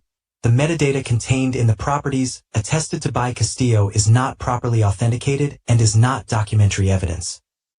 Castillo, a bookkeeper, does not identify from whom she obtained the metadata. How the metadata was maintained, the program in which the metadata resided, the program that was used to extract the metadata, the persons who had access to it, or the metadata's chain of custody. She has also failed to identify whether the metadata is in its original unedited form. Castillo also failed to produce the metadata in its native form. Metadata copied and pasted into an affirmation is subject to tampering, miscopying, and transcription error, and is, therefore, unreliable and cannot be said to be of undisputed authenticity. That's exactly right. You can do that to anything. That's easily. And I could see them... They're so crooked. Everything Howard does is, I mean, not just a serial liar, but what Beth's lineage, and they're I don't believe anything they say and do at this point. They've lost all credibility. As with the Farkas metadata, the property's metadata requires third-party authentication by acquisition of server logs from the custodian of records. There's Saljenko. There's Blowfish. By the way, situation. The Netflix movie that they make about this event, I want it to be called the Farkas metadata. Of records of the email hosting company, maintaining the data in order to ensure its reliability. So this is the IT tech who apparently has worked for Howard since 2007. Okay. Matt Hansen, and so he's refuting his affirmation. Affirmation of Matt Hansen. The Hansen affirmation and attached exhibits also fail to constitute documentary. It's so weird to be talking about Jump Street 1 second and the name I know. Hansen comes up in the fucking. Matt Hansen. The Hansen Who's the other IT? Penhall? Right. Aoki would make sense if you had a metadata guy, IT guy named Aoki. affirmation and attached McQuaid. IT Aoki, right? Yeah. IT Aoki. The exhibits also fail to constitute documentary evidence. The confidentiality agreements attached as exhibits 20 through 26 are not properly authenticated. Nikki Deans wants to call it the Farkus Freakus. Very nice. That's good. I like that. Hansen is not a signatory to any of the documents and has not offered any evidence about them from which the court can determine whether they are authentic and reliable and are what Hansen claims them to be. Further, the documents contained in the exhibits are incomplete as the description for each identifies them as an attachment to an email, but the exhibits omit the emails. Regardless, confidentiality agreements entered into between 112 and third parties years before the NDA at issue in this action do not utterly. Yeah, can you do a Skinamax Showtime version of the affirmation of Matt Hansen, played by Andrew Stevens with Shannon Tweed? Strip the metadata from the refute Kuhn's factual allegation that she did not execute the CA or the NDA. Sorry, can you pause it? I love the idea of like pornos with like really technical shop talk related to a particular profession, you know, where it's like a legal Skinamax movie, but it's like all of these terms that we're reading about here. I think, and somehow phrased in innuendo-y ways. That's the funniest thing to me. I would love authenticating Paola. Right. That she did not execute the CA or the NDA. Watch their metadata get stripped. Exactly. As to Hansen's authentication of the metadata attached to the Farkas affirmation, Hansen's affirmation falls far short. While he does have the proper expertise as an IT director for 112 since approximately 2007. Wow. Jeez. You see that that date is important because that's when Howard becomes kind of like a billionaire. That's when he has two bonuses, right? It can't be a coincidence that he hires this guy after he's received $83 million in 2007. Yeah. $240 million or something in 235 in 2006. Yeah. So $320 million off bonuses in addition to his ridiculous salary. And he just happens to hire an IT guy right as soon as he gets his second bonus. He can finally afford that accountability bunker he's had his eye on his whole career. Only states that he accessed Kuhn's email account on 112's system, placed an administrative hold on it, preserved its entire contents, retained the ability to access and search it, and delivered the entire contents of the account to prior cashmen. Oh, how that convenient. sounds legitimate. I know, it sounds legitimate.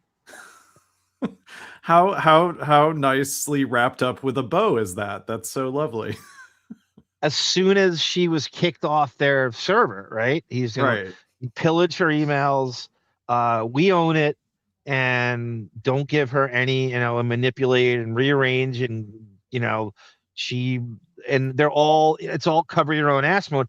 And at the bottom line is we don't want our fucking skeleton twin bullshit getting out there. We have so much to hide. We have so much embarrassing idiosyncrasies of our stupid life that we can't. I mean, even if they're not embarrassing, he is doggedly protective of, and that's not a compliment, of if you could do anything, if you weren't so disabled, if you could do the slightest of human tasks, you wouldn't be in this mess. You wouldn't need all these people working for you. The irony of someone, a misanthrope, a malignant narcissistic misanthrope who hates mankind interacting with people and thinks everyone's beneath him, has all these people working for them. Obviously, this is going to backfire on you when you can't take a fucking dish to the sink by yourself. Well, the other thing too is like, you know, even if it's stuff that is like, they think stuff that isn't embarrassing is embarrassing. Like, for example, like if Howard's a bald man, that's okay. Men go bald. It happens, you know. It doesn't diminish you as a human being if you were actually bald. It's the fact that you hide it so vociferously that is funny. And lie about it. Yeah. And lie about it. It's just like in every situation. And the vanity with it, this obsessive about a guy who's on the radio and it doesn't leave the house. Why would you even be vain? For what? Who are you? Like what? For who? At this point, at 70 fucking 2. Like Howard just had to be like a little bit honest about some of the stuff that we trash him for. Yeah. If you leaned into it and owned it, people wouldn't be so we wouldn't even be doing this right now. Yeah, exactly. That's exactly the point. Is like it's the ultimate Streisand effect, you know. I know he and Streisand, right? Yeah, I know. Secrets. Hansen does not state whether the metadata he provided to prior Cashman was the data in its original unedited state. Identify how the metadata was maintained and stored. Identify who had access to it and for what purposes. Identify what security measures were taken to safeguard the authenticity of the data or evidence the metadata's chain of custody. It is clear then that neither Farkas nor 112 have adequately authenticated the metadata they asked the court to consider, and on that basis, the court should not credit the metadata as documentary evidence on this motion. Yeah, Ed Rush. I wondered if companies all go through employee emails. I'd be so paranoid. I would have no doubt that they do. They're all in cover your own ass mode. They don't want to get they don't want to be sued. I know they do. Right. You know, they have this thing people sign, you know, and any job they have some fucking fine print they don't want to read, just like a court document. You're like, whatever, I just want the job. Yeah, I'll sign it. And then it takes away your rights to protect anything you've done for them like that. And they can go through all your shit. That's why you get walked out of these. You ever see the most innocent person in the world, the most honor bound, gets walked out by security of a company when they get fired? Right. Yeah. That's what are they gonna do? Diminishing. Yeah. Right. They're gonna do a Teresa Giudice and clear the desk off of the whoever the CEO is. Whore. That Giudice reference was for Danny Provenzano. Hopefully he's listening. Somewhere in the world. And a good MMA battle would be Danny Provenzano versus Joe Giudice. Talking to me? Wow. He ain't talking to me anymore. Now he's holding his lip. Defendants cannot demonstrate that the NDA is supported by consideration as a matter of law. Kuhn alleges that her employment in January 2024 was never conditioned on signing the NDA, and that her continued employment in May 2025 was never conditioned on signing the NDA. Wow. Kuhn further alleges that she was not fired for cause, but for reasons manufactured by Beth Stern. This is great. This is too good. Let's listen to that again. Tamara goes, I'm so paranoid I'm not on my company's Wi-Fi. What happened to the thing where you can tether, where you could create your own Wi-Fi? There's some device you could bring around with you that creates your own mini Wi-Fi that people do. I mean, you can do hotspots. Hotspots, that's what I mean. I'm sorry. Right. I haven't heard, they don't use that term anymore. Remember it was big for a couple of years and it's just like, they don't brag about hotspots anymore. Yeah, I mean, I still use them, and if there's like shitty Wi-Fi, and I'm working on my computer, I'll just use my phones as a hotspot. The paranoia in Tamara Francois' case is valid, right? You know, you hear these stories all the time about it's not, you're not being neurotic, you're not being. It's very valid. You really gotta, and you know, people just behave in life like you're being recorded at all times, and that goes for emails with your company's Wi-Fi. It used to be way more Wild West, you know, when they didn't. Manufactured by Beth Stern. Continued employment ID. Right here in black and white. Here we go. Leslie Kuhn accusing Beth of doctoring, having her minions. She's the woman who can't open a Microsoft document, and that's going to come up in their testimony, right? Right. I can't even open a Microsoft document. How am I going to forge this stuff? I'm just a little girl. I can't do anything. That's exactly how it's happening. Was never conditioned on signing the NDA, and that her continued employment in May 2025 was never conditioned on signing the NDA. Kuhn further alleges that she was not fired for cause, but for reasons manufactured by Beth Ostrowski-Stern. Continued employment ID consideration sufficient to support a covenant not to compete where discharge was the alternative, or where the employee remained with the employer for a substantial time after the covenant was signed. Covenant? Wow. Covenant. So she was not fired for cause, reasons manufactured by Beth Ostrowski-Stern. That is right in line with Beth's histrionic personality disorder. That's what she does. That is what she does best. That is her MO. Manufacturing reasons to make herself look like a victim. That is what she doesn't excel at more than that in anything in life. Beth had Toonsis the cat do all of the dirty work. Speaking of Toonsis, and speaking of cats, look at oh my God! Do we have a second kitty? Look at Camilla. She is not having this. Look at her staring her down. Oh, that's Sarah's mom's cat. This is my genie bottle. Look at the showdown. Look at Camilla. She's not having this. Oh my goodness. Oh, look at that stare. Holy shit. I say we cancel the rest of the show and just watch this. Hi, kitty. Look at Sarah's cat's mom's cat's name is Tiger, and she's trying to steal the show. Look at her. Yeah. Oh, Tiger. Look at Camilla. She's going, get out of my frame. Get out of my scene. Oh, there we go. Oh, wait. Oh. Oh, that's some hissing. Look at that. Whoa. What a nasty hit. You see, how intimidating was that? That was crazy. And Tiger fled the scene. We got to clip that. That hit that's was crazy. Great. Look at how intimidating she is. That's the fucking Panthro face. Look at the Thundercat eyes. Yeah. Looking at camera like, and don't you forget it. Now she's watching him walk out of the room. Right. That's right. Walk away. Like Whitney Houston.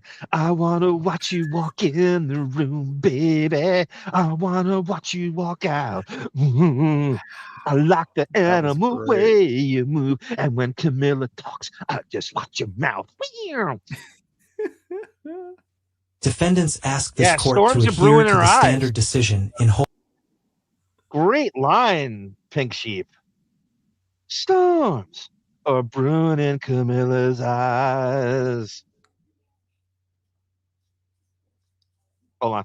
That would be detrimental to one's reputation and manufactured by alternative or conditioned on signing the NDA.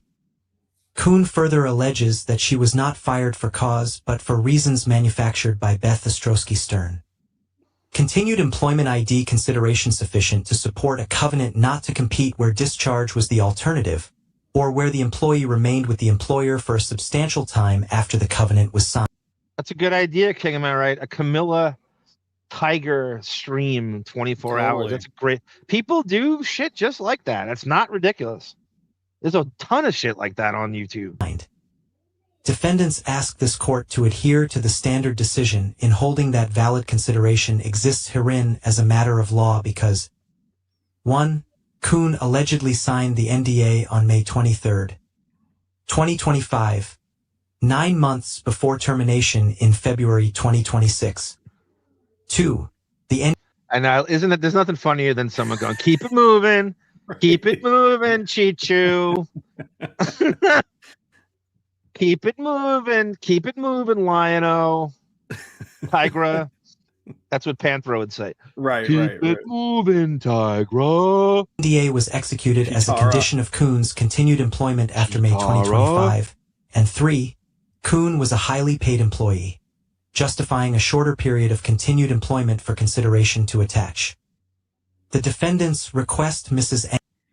Oh, Pink Sheep's mocking the AI like they would say STEM instead of Stern. I know I should put gas in there on purpose now. That's true. I could eat just like they can do with the metadata. I can make my own gaffs. For consideration to attach. The defendants request Mrs. Ankons should be denied. Defendants and their counsel can shout with righteous indignation and rend their Okay, this is his editorializing on the Skeleton Twins here. This is great. This is the poetry section, right? Defendants and their counsel can shout with righteous indignation and rend their shirts and decry the injustice of having been dragged into the mud. But the fact of the matter remains that the dispute in which the defendants find themselves today is of their own making. All right. Defendants have now filed a specious motion to dismiss Kuhn's claims marred by frivolous factual allegations, misleading argument and case citation, submission of unauthenticated and unreliable documentation as documentary evidence, citation to cases for propositions of law not discussed therein, and blind regurgitation of one court's incorrect description of another court's holdings, to name a few. As for defendants' claim that Kuhn's use of the term hostile work environment to describe her employment is somehow incendiary, baseless, scandalous, and sanctionable given her failure to allege any labor and employment claim in the FAC, defendants should remember that the term hostile work environment is not limited to only those situations in which such conduct is actionable. People are employed in hostile work environments all the time, but only that conduct directed at a person due to their membership in a protected class is actionable. Thus, while Kuhn alleges that she was treated abominably by defendants, abominably, I love it. God. This is great. Oh, this is such a great castigation on them. Again, I just want them, and again, I'm gonna write this guy and say, next court filing, I want you to write, how do two people know who've never had a job or worked know what a hostile work environment is? It's impossible. They have no idea what it's like to do anything of the sort. That she was treated abominably by defendants, she does not allege that that abominable treatment was directed at her due to gender, sex, race, religion, ethnicity, or membership in any other class protected under the law. Her use of the word is, therefore, descriptive, not sanctionable. Given all the foregoing, and as they come to the table with unclean hands, defendants' request for sanctions should be quietly disregarded. So when given the above, the court should deny the defendant's motion in its entirety. All right. Wow, that's great. And there's a lot more where that came from. Anyway, I will be contacting John Leonard with my observations and some stuff on Dr. Bob. He's quite the writer, right, Pink Sheep? Yeah. I got to compliment him on this screed as well. Hopefully he gets back to me. Hopefully he doesn't just go I like I just like the, Howard and Beth can cry all they want, but it's all crocodile tears, Yeah. That he keeps. That's completely directed at the Skeleton Twins. Totally, yeah. God damn, and there's so much more where that came from. At least I will send him your compliments, Pink Sheep, and that definitely will help. So, in doing so, the lineage, as I said, the Applejacks don't fall far from the tree. Beth's dad, as you know, is convicted of medical fraud for ringing up Medicare bills that never exist. So he would say, like, say Davyd went for a cleaning.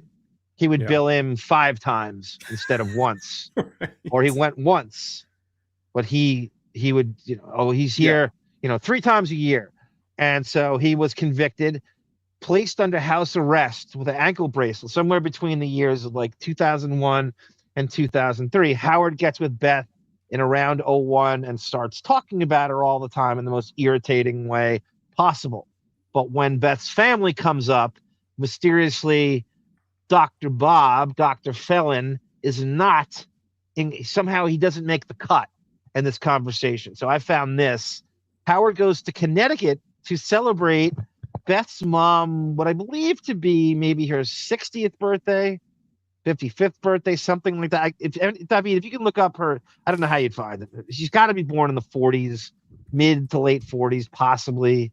Yeah. So I want to say this is like her 60th birthday, something like that, in Connecticut at her sister's house. Beth and Howard go. Beth's brothers go. Every relative is there except you know who. Listen to this as Howard describes his weekend. And it is so creepy. Again, this is 02. This is right in the mush of when this the house arrest stint begins. So Howard goes to Beth's mom's birthday in Connecticut. Here we go. 2002. I would have gone to the party, but I had to go up to Connecticut. So on the right, as you can see, are the documents of Beth's father's medical fraud and the conviction, Fox Chapel. The official one on the right, and then you have the article in the local paper, and that's Beth and her mom on the bottom with Beth's dad. The only picture we seem to have. And then obviously that's Boys in the Hamptons on the left. I want to feel the sun. By the way, I just looked up Judy Ostrowski. Ostrowski. She has an Instagram that has like 93 followers, and she's a real estate agent. She has a lot of pictures on Zillow because she's a real estate agent. So, but nothing about her age. Do they just give real estate occupations away on? Is that everybody's go-to fake occupation now? I'm surprised Beth doesn't try that as a fake occupation. Yeah, that's true. Yeah, right. That's a very Real Housewives fakey career to have. You know. Yep. Nobody can prove it. You can work whenever you feel like it. Right. It just is sort of like freelance bullshit. Beth's mother's birthday. Yeah, like Beth's mother's birthday. Do you know any happily married nuclear families where the husband doesn't go to the wife's 60th birthday? This is insane. Yeah. And it's also insane during this that there's no follow-up question. So as you like a party. Her mother? Yeah. I don't know if she wants me to say how old. You know, women are sensitive about that crap. Why does it matter to you what her mother's age is anyway? Because somebody asked me, and I said 50. No. Oh, you thought she was my age? Right, No. Right. Yeah, get out of here, John. Retard. No, I swear I wasn't. So I went up there and, like. She's not 50. She would have had to have Beth at whatever, 18 or something. Right. She's probably 60 here. Yeah, I believe that. Which is a big birthday for some people. I don't care how old you get. It's so weird when you have to, like, her mom is there, her aunt, her two aunts, her grandma. You mean Sirius didn't throw Beth's mom a $4 million birthday party just before the Super Bowl? And did Zoss Rabin have to like try to con people on the street to come attend her birthday party? Davyd, you're cutting out a little bit. I don't know. You were perfect before. I don't know where, unless I'm cutting out. But I can you? How am I now? You're good now. You're good now. You're good now. Yep. Sorry. Ma. You got to meet. Are you meeting a lot of people for the first time? I was meeting the grandmother for the first time, and meeting one of the aunts for the first time. Yeah. And her brothers are there, and it was a small little party. Boom. No, met her aunt, her brothers, her grandmother, and her fucking Dr. Bob is glossed over, doesn't come up at all during this. And there's no follow-up by the four people in the room, Gary, Stuttering, John, Fred. Right. Obviously, Fred's not going to speak at all. Robin. No. What about the dad? What about the dad? Right. Whose father doesn't go to the mom's 60th birthday party? How do they not have they been instructed to not talk about the father? I'm sure they have, but he meets an aunt. He meets a non-immediate family member before he meets the father. Right. Kelly Savalas says because Howard's close to the age. John tried to prove that. Howard is hold on a second, just let me do the math here. 48 here. So he's 48. Born in 54. This is 02. So he's 18 years older than Beth. Yeah. Yep. Okay. Right. So Beth's mom didn't have her at 18. Well, but also like he's closer in age to Judy than Beth. if we're assuming she's 60, Yes. in this clip. Yeah. He's closer to Beth's mom's age. Right. Tata Toothy. Yeah. Dad can't cross state lines. And we will find that out even more than here in any way. But it's pretty hardcore. If you're going to have the mom's 60th birthday, wouldn't you? What's the deal? What's the alternative? Have it in Castle Shannon or Fox Chapel, so your dad on house arrest can attend the party, and then the whole family is brought in on that. They had to have known about it, right? Or maybe they don't. Maybe they hid it. I can see them being like an uptight, waspy family that's just like, well, let's have the party elsewhere so we don't have to like look at Bob with the ankle bracelet on, Exactly. And then it's like too uncomfortable. Tata Toothy saying capitulate to Howard and have it in Connecticut instead of Pittsburgh. Right. But that's not there. It's all about Dr. Bob and that uncomfortable, like you would think it's not out of the realm. The husband can't leave the state, so we can't not have a big birthday party for the mom and the husband can't attend. Let's have it in Fox Chapel. Right. Pittsburgh. But no, they do. I think they're trying to hide it at this point from the rest of the family. So that could be it too. I agree with that. Yeah. Even though there's an article which may or may not have leaked out. Like back then, people didn't know. Even you weren't hip to everything. The internet was not that rocking and rolling. I also think with like white waspy families like this, even if there's an article that was seen, it's like, well, let's have the party elsewhere and Bob's not there and people will be too polite to bring it up. Like it'd be impossible. It'd be impossible to have a big party like that with everybody they know and every extended family that fucking house arrest with the ankle bracelet would not be the most prominent topic of conversation. It would be impossible to not fixate on that. Impossible. Yeah, I mean, again, waspy people can find any other sort of trapdoor topic to talk about, so they don't have to like fixate on that. Yep. How much did we find? I think initially in the article was only like 10, but that's what we know about. Like I said, it's something like 10 grand. That's what they caught. What did we not catch? He's got to be doing that for years. You think what they caught the first time he did it?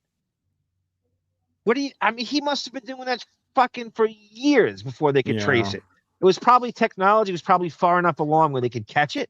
Before all that, you don't just jump to doing that, right? That's an incremental,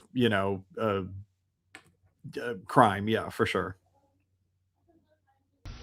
That they had up in Connecticut, like on the water there, somewhere on the Sound. Boy, is it nice there.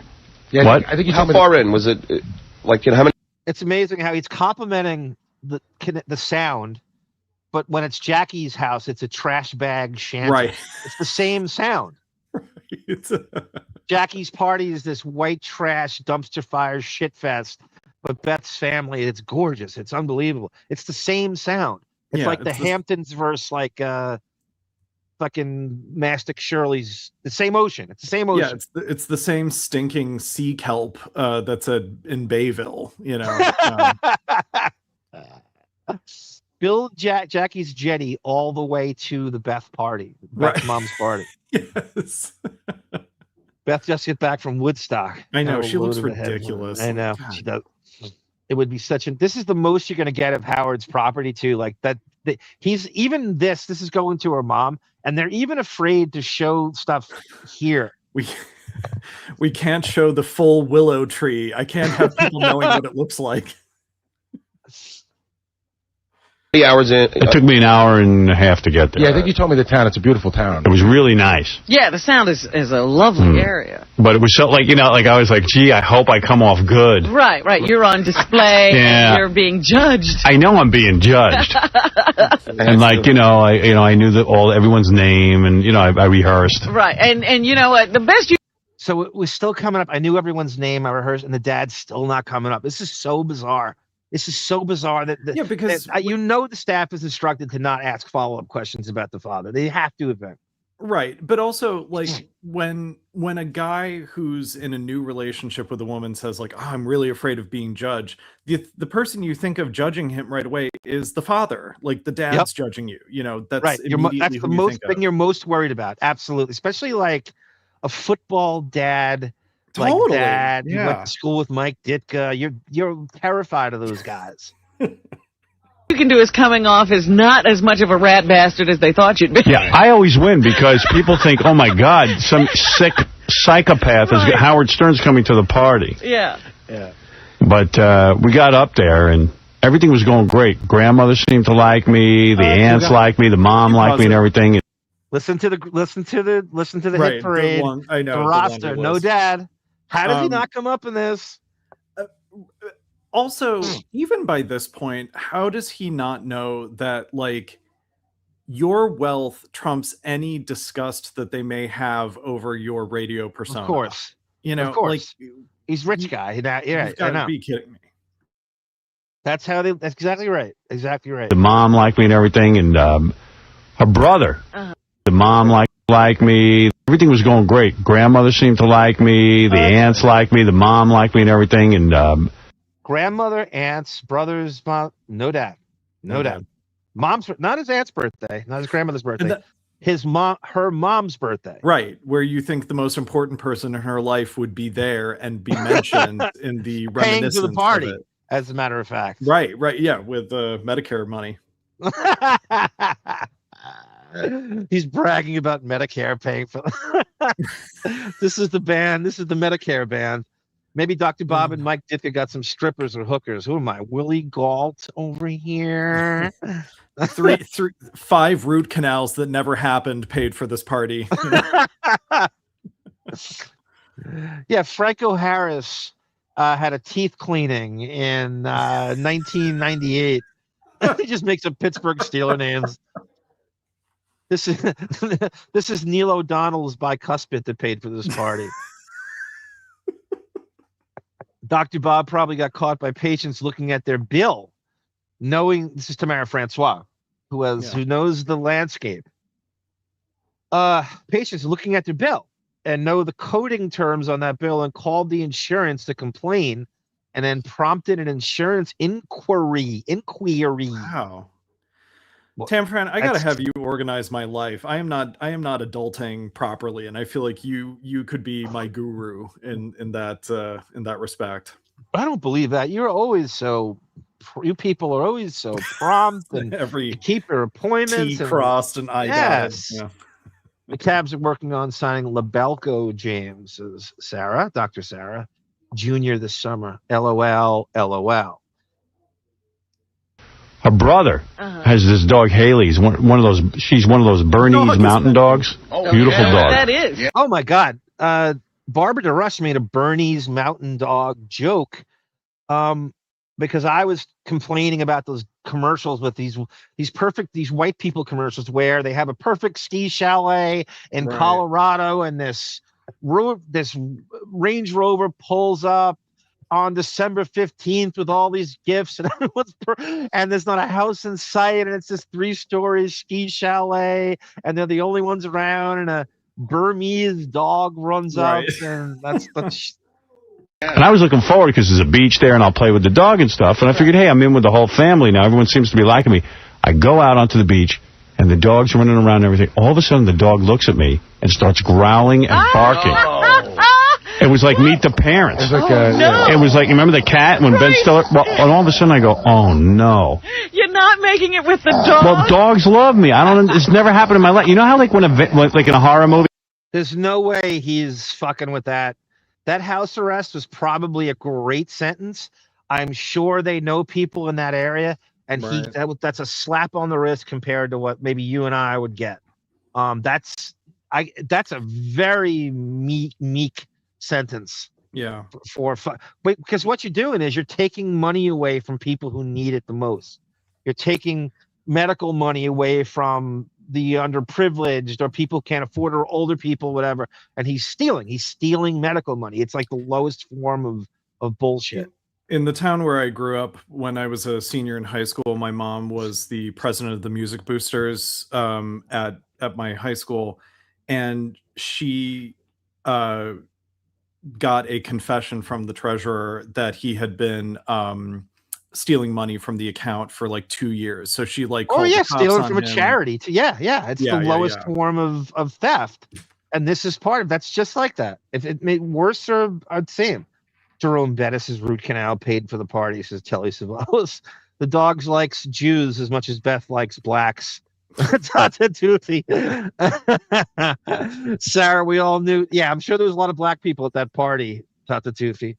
Yeah. Sarah, we all know James is going to make the retirement tour back to Cleveland. Good riddance, says Tam Fran, who's a Laker fan. She should be a Clipper fan.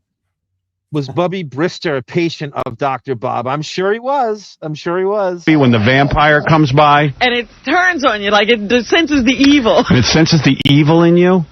Well, I swear to God, I walk, and all of a sudden, I go to pet the dog. The dog's like, "Arr!" And this dog loves everyone. Yeah. And her brother Dave goes, "I've never seen the dog do this with anyone." Did you see the movie The Omen? If this story is even real, and it may not be, the dog's probably reacting to someone else, and he stole the person's story. With him, you don't know. He does that a lot, where he's it's an exciting enough story to get off the topic of the guest list at the party. So he's trying to pivot because he's mentioned the guest list twice now. By the way, well, that would be great if John just wasn't having it and kept needling at him, going, "Was the dad playing with the dog on the beach?" Oh, the dog must love the dad, right? Right, because John is in his I'm a celebrity, get me out of here ego stupor. Almost. So, almost. He's almost. I think that show comes up a year later. I had procedure on my back, Ed Rush says, leading to my doctor at the time charged insurance for all kinds of test scans. I never actually did it. Oh, wow. So he's got evidence. Ed Rush. He's like, I didn't. Wow, that's crazy. Wow. So yeah, this goes on all the time. They're just hoping you don't see it, right? What's to stop them if you don't see it? You just do it forever. Like if you're not paying for it, if your insurance is covered, why would the person care? Well, and they've got, people are so over. It's again, the process, the exhaustion of the process is the punishment kind of thing, where it's like there's a copay, and then there's like the bill itself, and then there's money you have to pay for the medications at the pharmacy, and like people are so overwhelmed by the sort of nickel and diming that they go through that they probably feel confident that we can slip in one more payment and they'll just think it's part of the they're not going to read the fine. Yeah, they're not going to notice it. It'll be just jammed right in there. Nobody's going to pick up on it, and you won't care. You're not paying for it anyway, so you're not going to care. We'll be reimbursed it. Right. Telly Savalas goes, my buddy's father got caught stealing money from the Pop Warner Football League and went to prison. Jesus. So this dude's stealing money from a kid's football league, and Dr. Bob is stealing money from the government and gets house arrest, and Telly Savalas' friend goes to prison. That's the deal he got. Yeah. That tells you they had a sweet-ass deal and lawyer representing him, because they're probably well-connected in that community, I have no doubt. Yeah, he gets to, do a very early work from home life before 20 years before COVID, Yeah, exactly. Think about the Penn State hookup too. Right.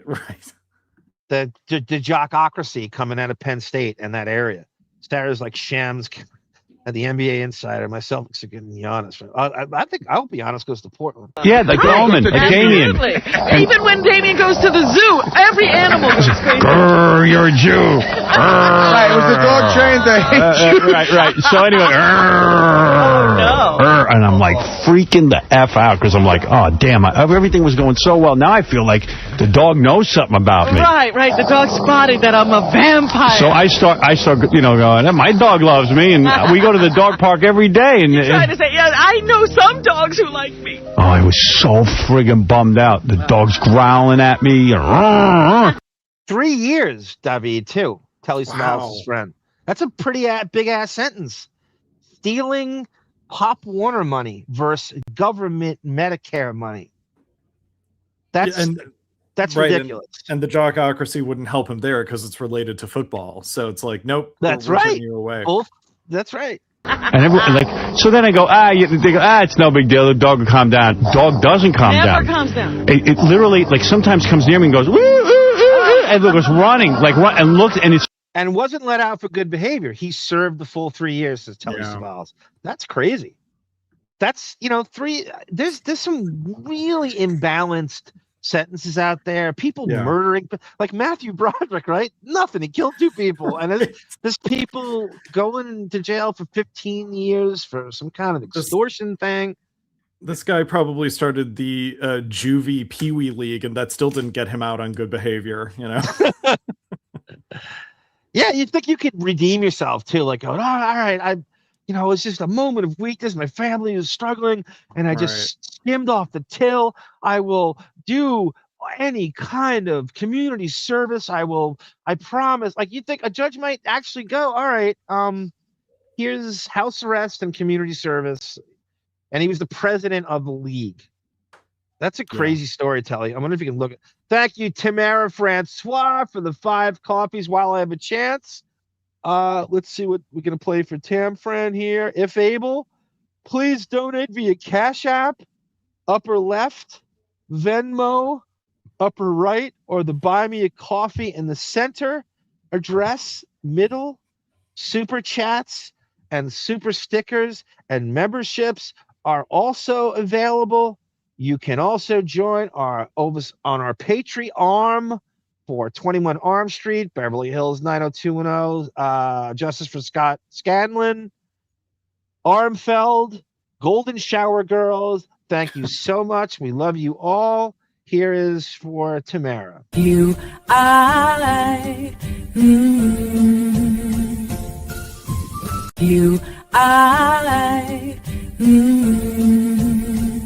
Shock John, you use the N-word a lot. Can't get enough of it. And of course, why don't you eat some lightning bolts, chump? Ow! Hey man, get off my case, chump! Hey! Did you get this job with a speech impediment?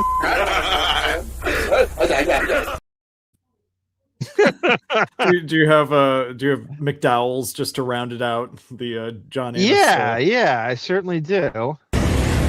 See, they're McDonald's. I'm McDowell's.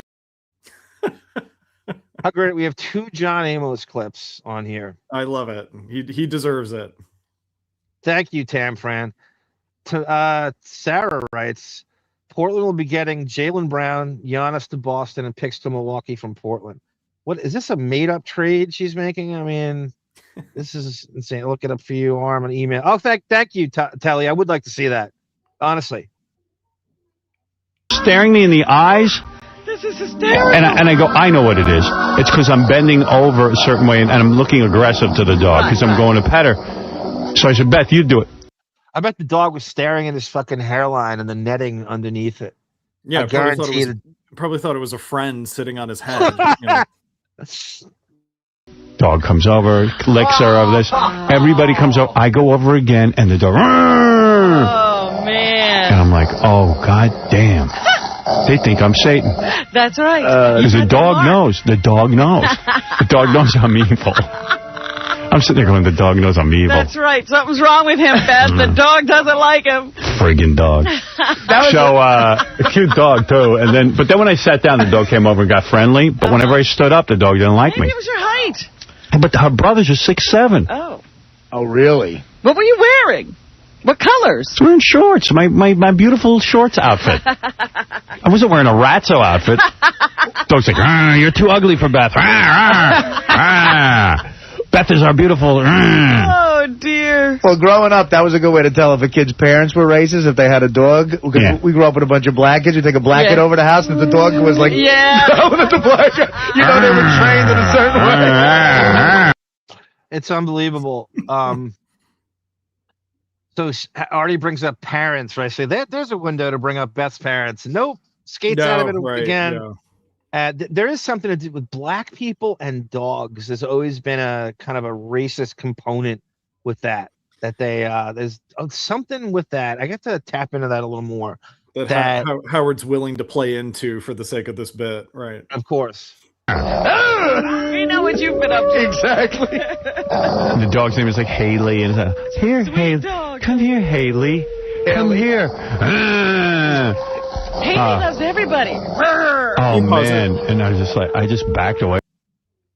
I will say, I'm always reminded of the scene in Airplane where the guy comes over to pick up Robert Stack, and their dog like brutalizes him, and they just ignore it, at the door.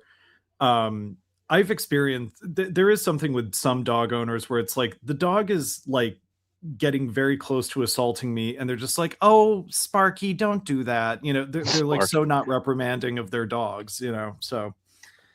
Yes, everyone, a 37-year-old just made a Robert Stack reference. Greatest movie. Not 97, he's 37. From the dog. Oh, no. I was so bummed. I dare you to knock this battery off my shoulder, Davyd. Robert Stack used to do these battery commercials where he would put a battery on his shoulder and then dare the audience to knock it. Yeah, you could probably find it on YouTube. I'm sure it was on all the time. It was always on. Me look bad. He was more synonymous with that for a while than movies. That goddamn dog. Oh, well. Maybe Haley will warm up to you. Dog's like, I don't care if you're king of all media and you're on in 50 markets. You've been the king of darkness to me. You get. I'm sorry. We know what the dog sounds like. You've done an impersonation like 25 times at this point. Like I don't know why he's fixated on this bit. It's so not amusing. His fake story, he had this in the holster, so he's gonna he's gonna run with this. And I know it's a distraction tactic too, but still, I don't know. Way.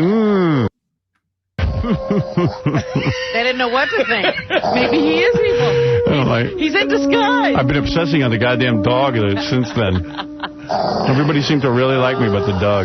Well, the dog knows. If you go to a party sometimes, a lot of times the most socially inept, awkward, or arrogant person will do nothing but play with the dog the whole time and not actually socialize with anybody. That's what I can almost see him doing, that where his excuse to avoid commoners is to play with the dog, or at least pretend to play with the dog. Yeah, it's way I don't have to speak to these peons who are beneath me. Right. I mean, that's why I think he's obsessed with when he goes up to the buffet, because the buffet is a perfect excuse to do business with the food and look distracted by the food. You know. Oh, I'm sorry. Yeah, Robert Conrad. That's who I meant on the battery. Oh yeah.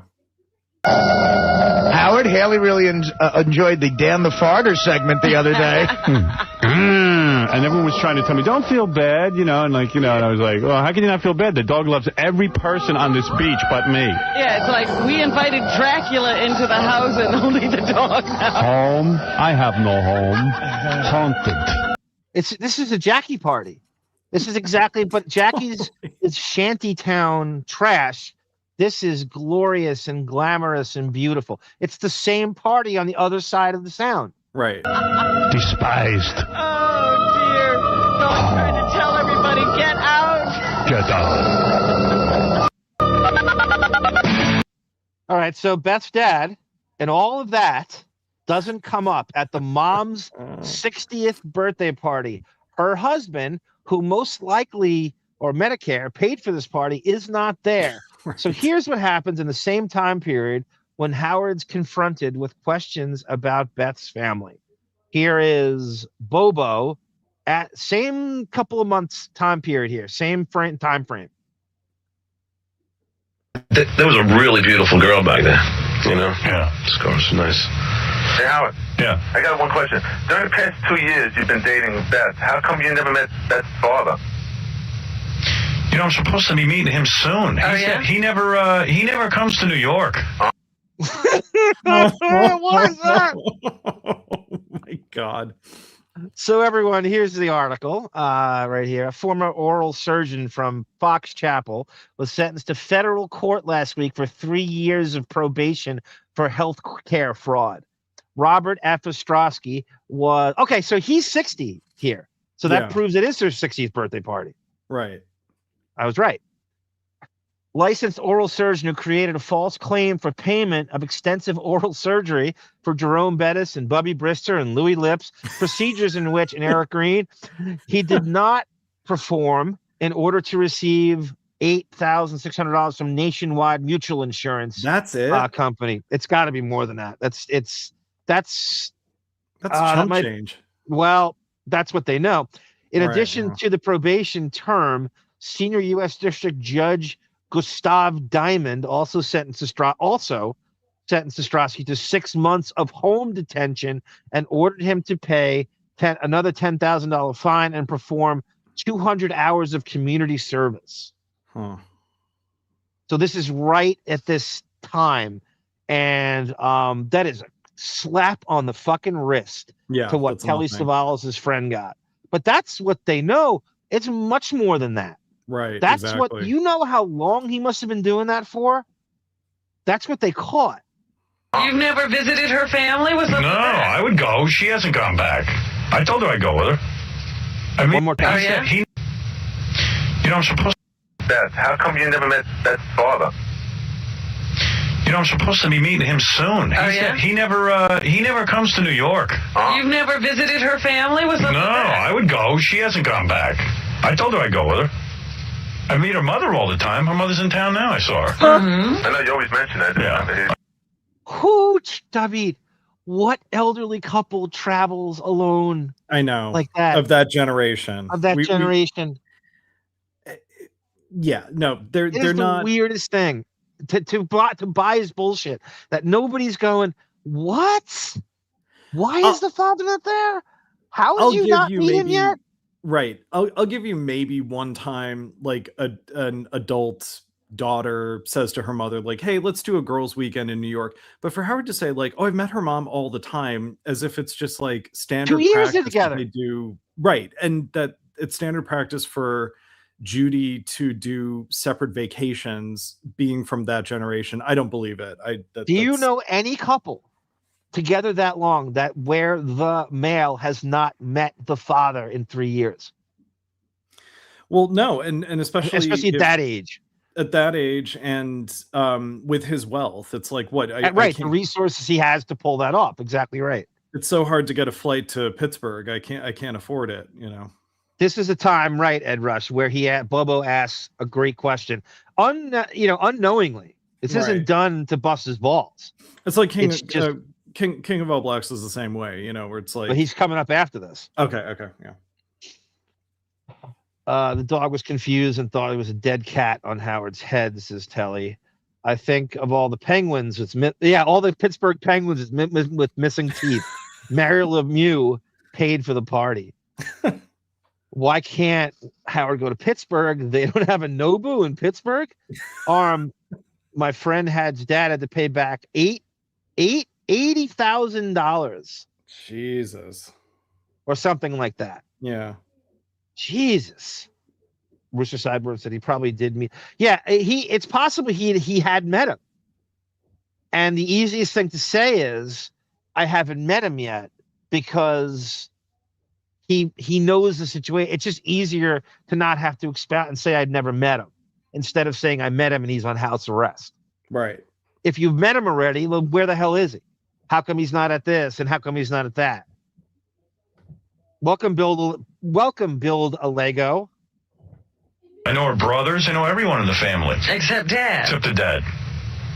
You're not her father, are you, Bobo? I wish I was. Nice deflection. Are you in for it? I tell you, man, that's great, man. When you have someone like that and as beautiful as you have all these people in the studio at the time, and there's no follow-up question that goes, this is insane. You haven't met her dad in 3. Right. How is that possible? If that situation was reversed and this was Gary dating someone and they found out he never... it would be an hour and 15-minute segment. Yeah. And they just gloss over it. It is the weirdest thing I've ever heard. You think you put all the dots together, like, you've been seeing this woman, but this is actually... Did he just lie about the timeline, by the way?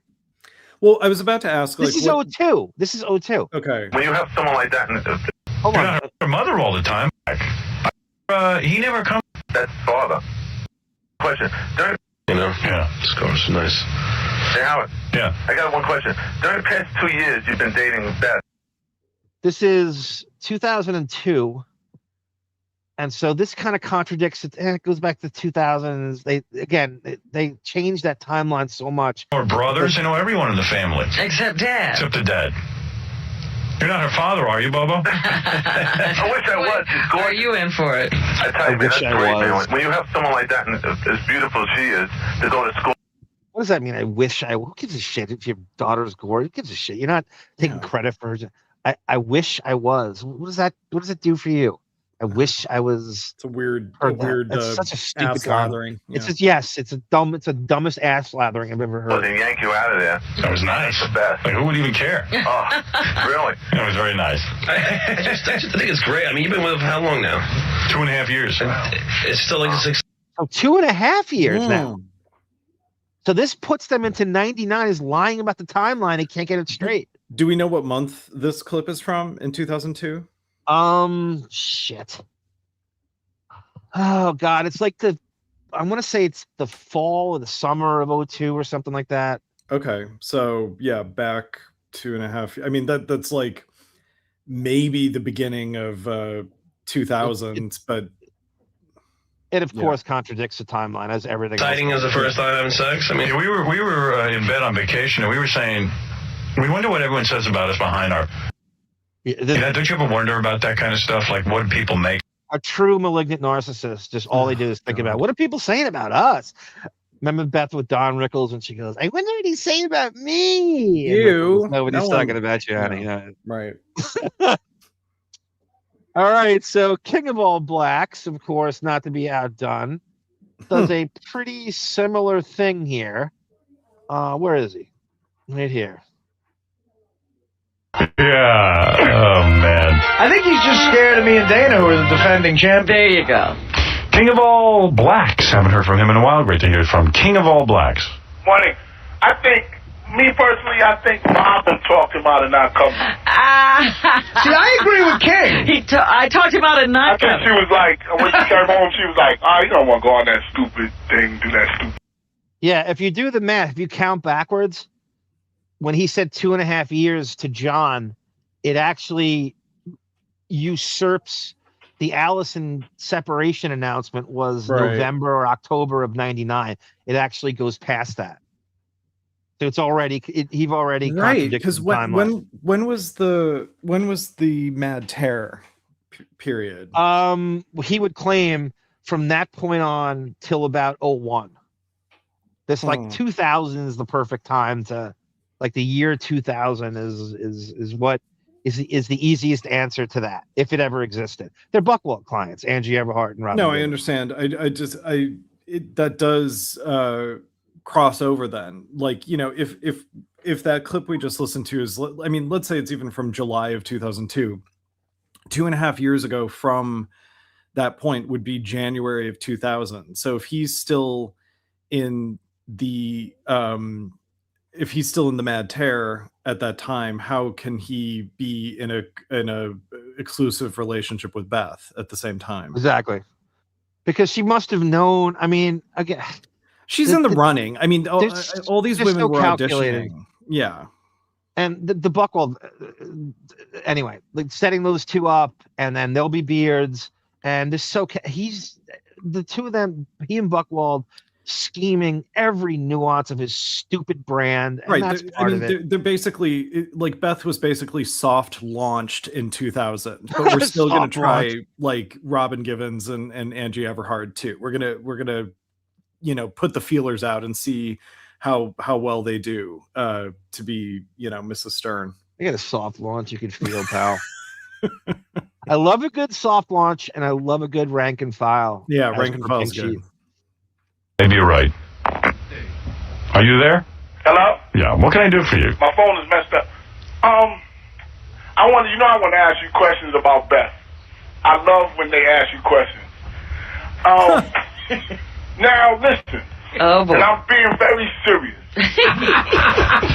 Go ahead. That's how we like it. Yeah, the Lila Arciera thing is right in this time frame too. Yeah, the tooth. It's right in this few months. Because I'm never serious. Go ahead now. Very serious. Get serious for a second. And after you're done with questions about Beth, I'm going to ask you questions about picking up the trash. Because I got a lot of questions. He loves to hear about trash. I love to hear about trash. Look out! I'm going to get serious. Sorry, go ahead, King. I work at the Meadowlands too now. Security. Go ahead. But listen. Oh my God. Beth, she's a young girl, right? She's 30. Her parents like you, obviously. You're a likable person. I met her mother. I've never met her father. You're kidding. No. Why not? Because he never comes to New York. Whoa! This is the weirdest fucking repartee. Also, like, what are you implying? Like, he says that as if the audience is supposed to understand what that means. Like, oh, he never comes to New York. You know how there are some people that never come to New York? It's like, what? That's not a thing. It's not a thing. Your daughter's there. Now you have a reason to come to New York. He's already paid for her rent for all these years. He's not a businessman who's coming to New York for business to go to the Medicare offices and tell him what he stole from him. It is, or a federal trial. He's coming to visit his daughter. He doesn't have, that's his motivation to come to New York. There. Like, yes, like what?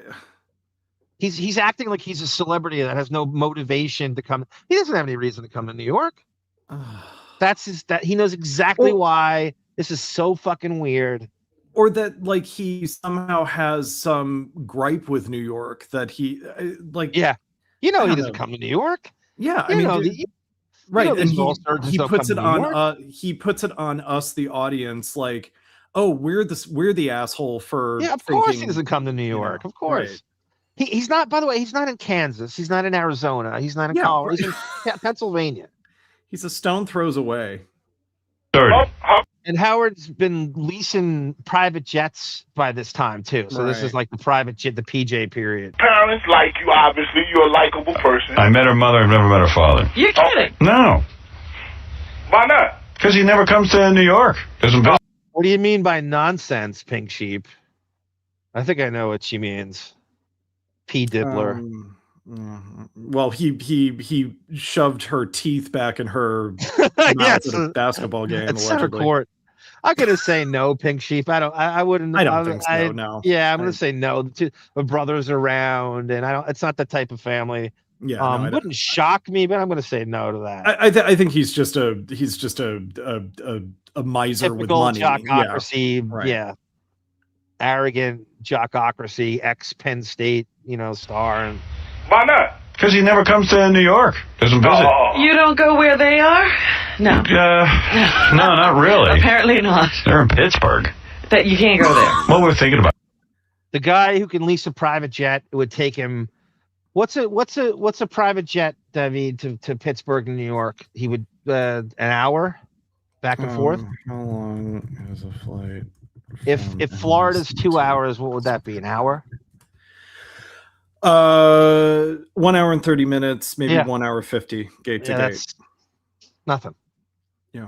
Going there, but we just haven't had reason to go. I mean, her parents are there. Well, I'd go. If Beth invites me, I'd go. Go ahead. Does she go home? Is it possible that Beth hasn't invited him to go to Pittsburgh to see this house arrest with his own eyes, with his own crazy eyes? That could be it, but I also I think one of the graphics you had up indicated that Howard might have paid the 10 grand that he owed. It would be nothing for him to do. Absolutely nothing. Right. So I'm sure that, I mean, maybe the impetus for Beth trying to land a sugar daddy is like, hey, my real daddy's in trouble. We need some money, and I gotta put out and get some, Alta-Cocker billionaire to pay for my dad's misdeeds. This paragraph on the bottom is from Gary Puppet. Oh, okay. He wrote this. I guess they had to celebrity questions. So he wrote the Dirty Army. And Nick writes, it could be my nickname. Nick, remember the days when Howard Stern show used to be somewhat entertaining, that people would often be late to class or work because they were enjoying it so much? Well, those days are long gone. He's no longer on TV because Simon Cowell fired him. Hell, he doesn't even take regular phone calls anymore. Only calls from whack packers are permitted. And I think I know why. Did you know that his wife, Beth's father, is a convicted felon? That's right. The former oral surgeon committed insurance fraud to the tune of $8,600. My guess is that that wasn't the first time he did that either. Yeah. So this is all coming from our message board. But that is not the first time. I can't, it's blocking me. After that says, but that was not the first time he got caught. Oh yeah, this is what we are. So this is exactly what I'm saying. I wonder who Grandpa Bob is voting for. Oh wait, he's a felon. He can't vote. Never mind, Nick. Who commits these white collar crimes anyway? That's great. That's definitely Gary Puppet. Who is he writing to? I don't know. It's like a gossip website where you write them gossip questions and they answer it. Okay. The Dirty Army. And so he wrote them and got published on June 6, 2016. Got it. No, of course not. Oh. Go to Pittsburgh. No, she goes home sometimes, but not recently. Not a lot. Not since you met you. Yeah. Sometimes when you meet me, you don't want to go anywhere. Not going home. I'm just the greatest guy in the whole world, evidently. Now, her mother liked you, and everything's fine now. Now, a couple of years from now, 3 years from now, I'm sure y'all be together. You'll be together. But how do you know that? What? She's gonna leave you? Maybe. Come on, man. Who would leave you? Oh, dear. Listen, seriously. I mean, you're funny. Someone named Allison left me. You're funny. You're funny. You're rich. You got, you know what I'm saying? You got a nice sense of humor. You like, come on, who would leave you? Listen, your wife just doesn't understand you. But listen to me. What? Now, a couple of years from your wife doesn't. She understands him better than anybody does. Yeah. But Allison, the wife doesn't understand him.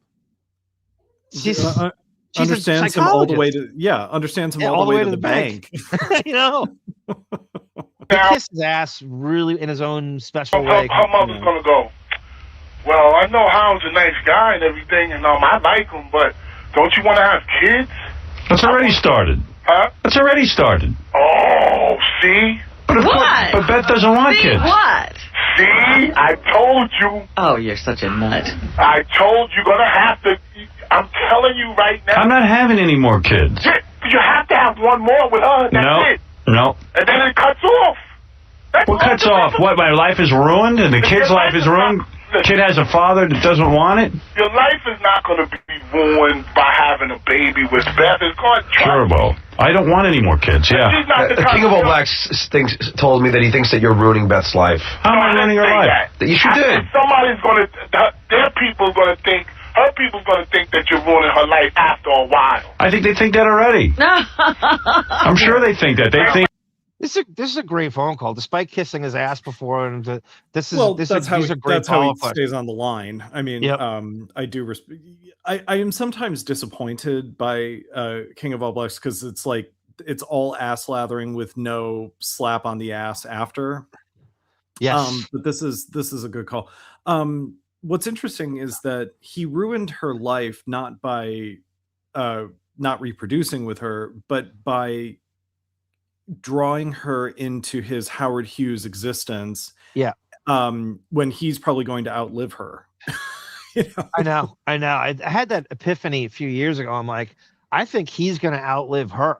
Yeah. That her big plan in all this at the end of it, and she's probably talking to what little friends she had going, oh, well, God, he's got me by 18 years. Yeah. I mean, he'll be dead. Maybe he'll make it to, and I'll have, this, and she's got to be going, and the mother, Ben and Ray Stern are living till 100 years old. She's got to be going, and forever. Yeah. And he's more of a hypochondriac than they are. Right. She's got to be saying to herself, this fucking guy he's going to be at least 100. I'm going to be 80 something years old when he kicks it.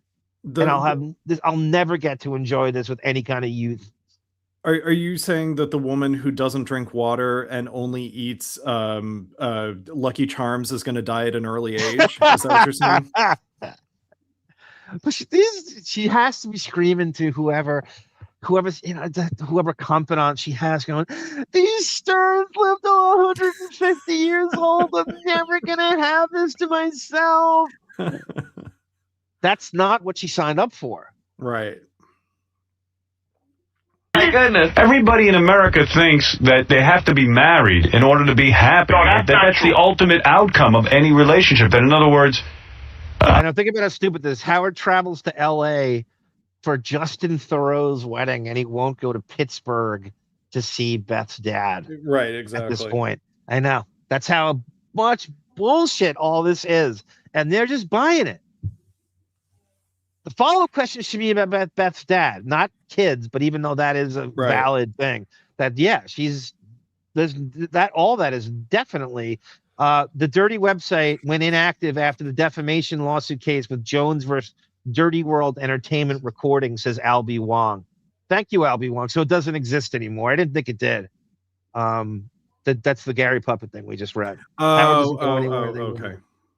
No, Bill DeLegger, you're right. Howard having kids is not like, two school teachers having kids. They'd have 5 nannies and cooks and chefs, and they'd never have to do anything would be on their terms when they spend time on them. It's not like normies having kids. It's insulting to anyone who does.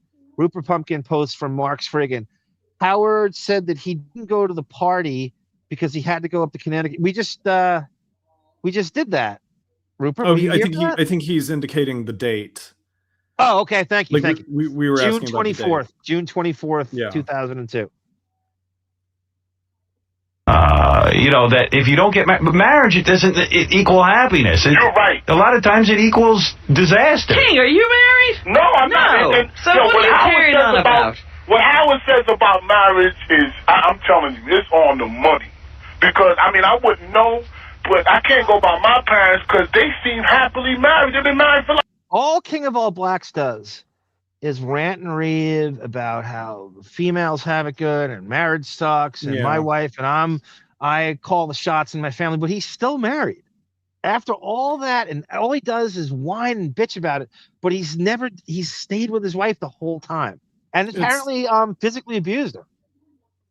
Yeah, right. Yeah. No, it's the same as people who gripe about, Zuckerberg and Elon Musk, but they do it on Twitter and Instagram. They do it on their platforms. It's like, can you think of anything more emasculating? But the only thing he talks about is how marriage sucks and I'm wearing the pants in my family but he's still married. You'd think a guy like him would be divorced immediately.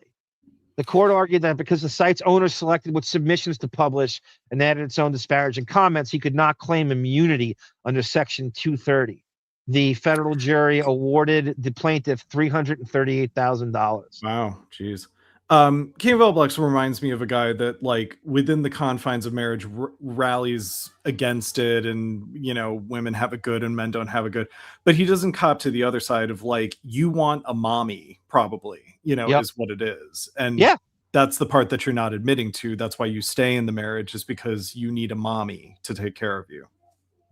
Al Bundy whines less about marriage and King of All Blacks. Yes. That's great. That's a perfect comparison.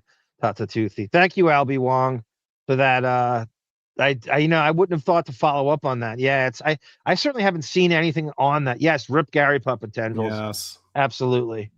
Before we go to the Headliners and Legends documentary, I had one more thing I wanted to show you. This is Howard pretending to drive with Beth, and he makes up a story that the two of them got caught in a flood and they're driving. Okay. So we know he doesn't drive. We know she doesn't have a license. And not only are they driving, they're caught in a 10-foot flood in the Hamptons. Just kind of forgot to play this. This is, I think, what they call biblical histrionics. That way I won't be scared. Boy, I needed some driving lessons this weekend. I had the worst weekend with my car. I don't race cars like Robin over here, but nowhere in this will you hear Mike the cop or Ronnie or SEAL Team Sex. He'll have you believe he and Beth are driving in a car. We've all heard Ronnie, when he's backed into a corner, will tell stories about when the rare times Howard drives, how he's hunched over the wheel and he can't do it. So this is bullshit. We all know this is a ridiculous fucking lie. The rains were so strong, and I was out on the eastern end of Long Island, and I guess they don't believe in sewers out there. The water rose so high on Friday that it literally looked like a river going down the main street there. So I got in my car, was trying to go to dinner, and I was in water that was up over my car door. Now, was it still raining at that time? Or Still raining. Still raining. And I had no idea it was that deep, so I got through it, and I went, thank God my car didn't die, because, I mean, I'd never been, it was like driving through a river. So I said, I got to get home. I better not go to any restaurant. I'm going to have to go through it again to get home. There was no way. There's only one road, one way in and one way out. So I had to get back home. I drove halfway through this river. The car goes completely dead. All right. So now he and Beth are driving. There is Howard's so bold. He has to go out to dinner so bad that he's going to drive through, what would you say, Davyd, a 4.5-foot puddle up to his car window that he's going to, Howard, who doesn't drive, is driving through this puddle. Now, you would think if there's ever a time to have a driver, it would be then. But now we're to believe that he physically got in the car with Beth, who has no license, and they're driving through a puddle. In what he says about the Hamptons is sort of right. There's only one main road and that would be like Montauk Highway 27A. But this is, I mean, that's the only thing that might be accurate about this is the location of where this is. But isn't the point of being rich is that you live in an area that is elevated, so you as a rich person can avoid the trials and tribulations of climate change when everywhere is flooding in the lower lands, you know? Yes, but also to be hyper aware of that this flooding existed. You're not going out into it. Right.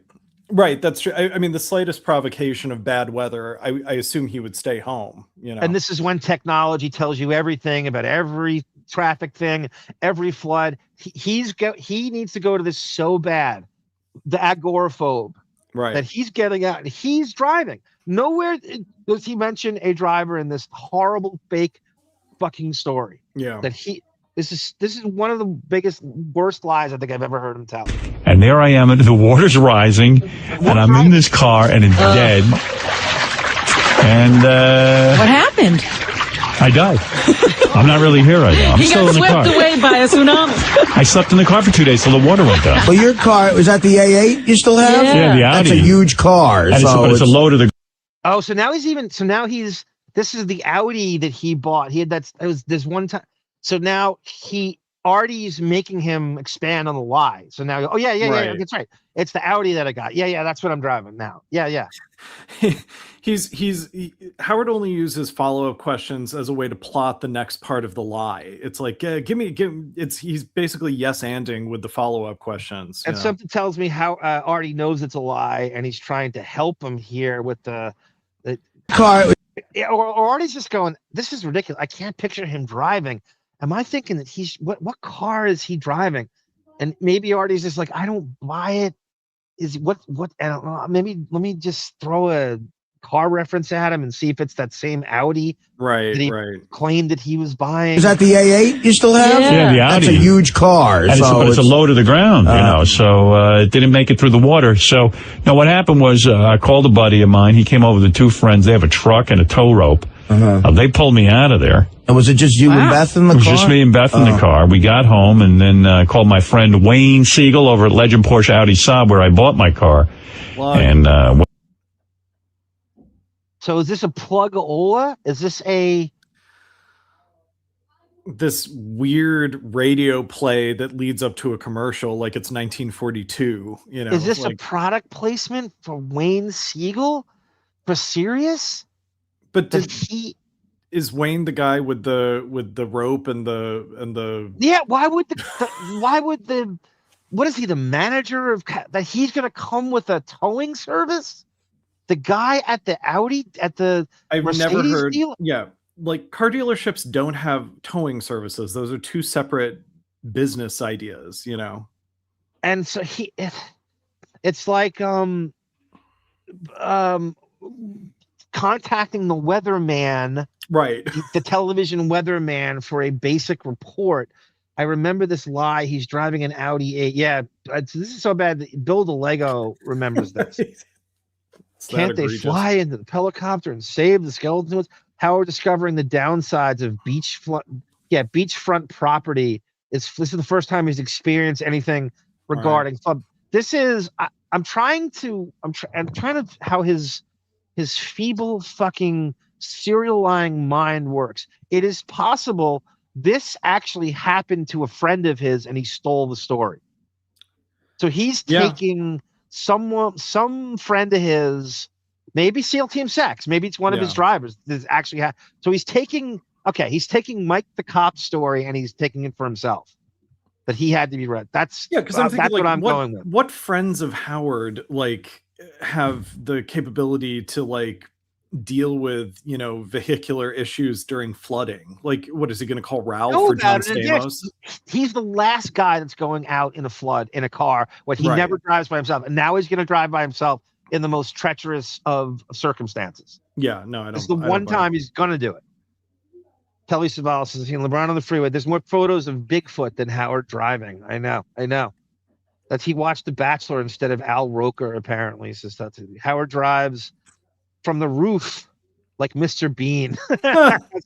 Andrew Jenkins. It's a weird ass plug. Yeah. It really Sane Weagle. That's great, Tendrils. Flipper, I love that. At least with the huge schnoz, he couldn't drown, says Tata Toothy. I could just see the wacky waving inflatable arm flailing tube man in the background during that read. Oh God. Pink sheep.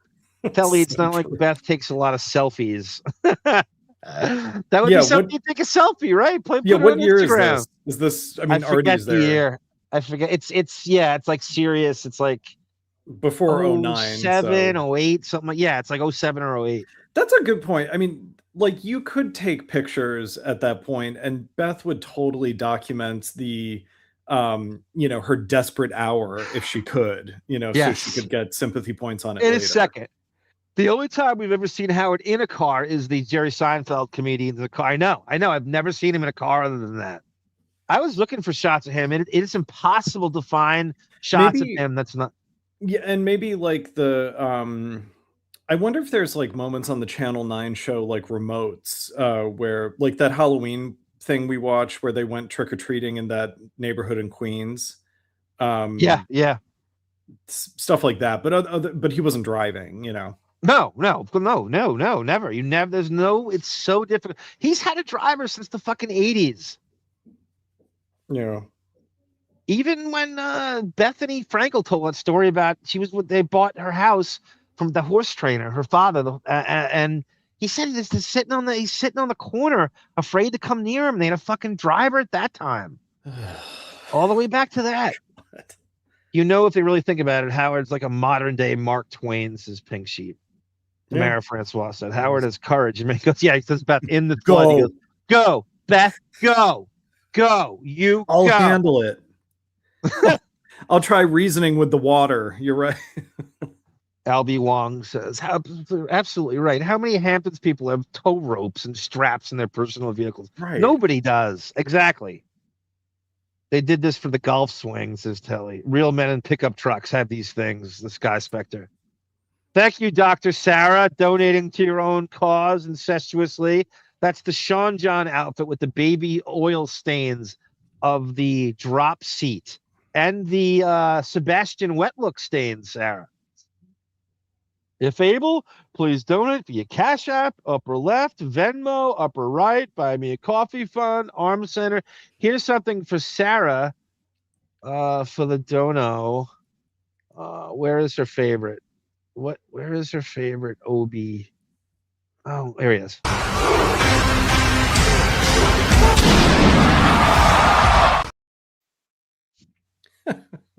Wayne had a flatbed it out of there. So it wouldn't start up. It didn't dry out and start up again. No, I tried. It was dead. I mean, dead. Batteries still work, though. I was able to listen to Sirius the whole time I was there. Could be Ronnie's story. It ain't his. Why didn't they get Wayne Siegel on the phone to tell this? Yes, corroborated, Wayne. Corroborated. I think this is either Ronnie's story or Mike the cop story, which possibly have happened in real life. to them. Listen to Howard 100 and Howard 101. Oh, and now I've decided I'm buying a truck. Yeah. Yeah, so I found this photo from around this time in the Hamptons. This is actually from that area, apparently. Yeah. This is as close as this is the scenario he's painting. So imagine this, that car where all the orange jumpsuits are, the prisoners. Howard and Beth are in that car. This is what he'll have you believe. This is what he just said. This is what's happening. That's right. There's the rope. Driving under an overpass. Yeah, I don't see it. Times like that, you I'm gonna buy a definitely truck. need one. And I was, Wayne says they've got an Audi SUV, but I don't want an SUV. Like, that's still not high enough. I want one of those trucks with a big fucking wheel. What? You're talking a real truck? A real man's truck. Ronnie's an expert. He told me to get the monster truck you want? Yeah, I love those pictures, Build a Lego. Found a picture of him getting out of a 2-door Mercedes and his wig looked so bad and his face is... I got to see that shot. Yeah, I was only on my way to a Knick game when I waited online, says Andrew Jenkins. Yeah, well, not a monster truck, but he told me to get the Escalade that he has.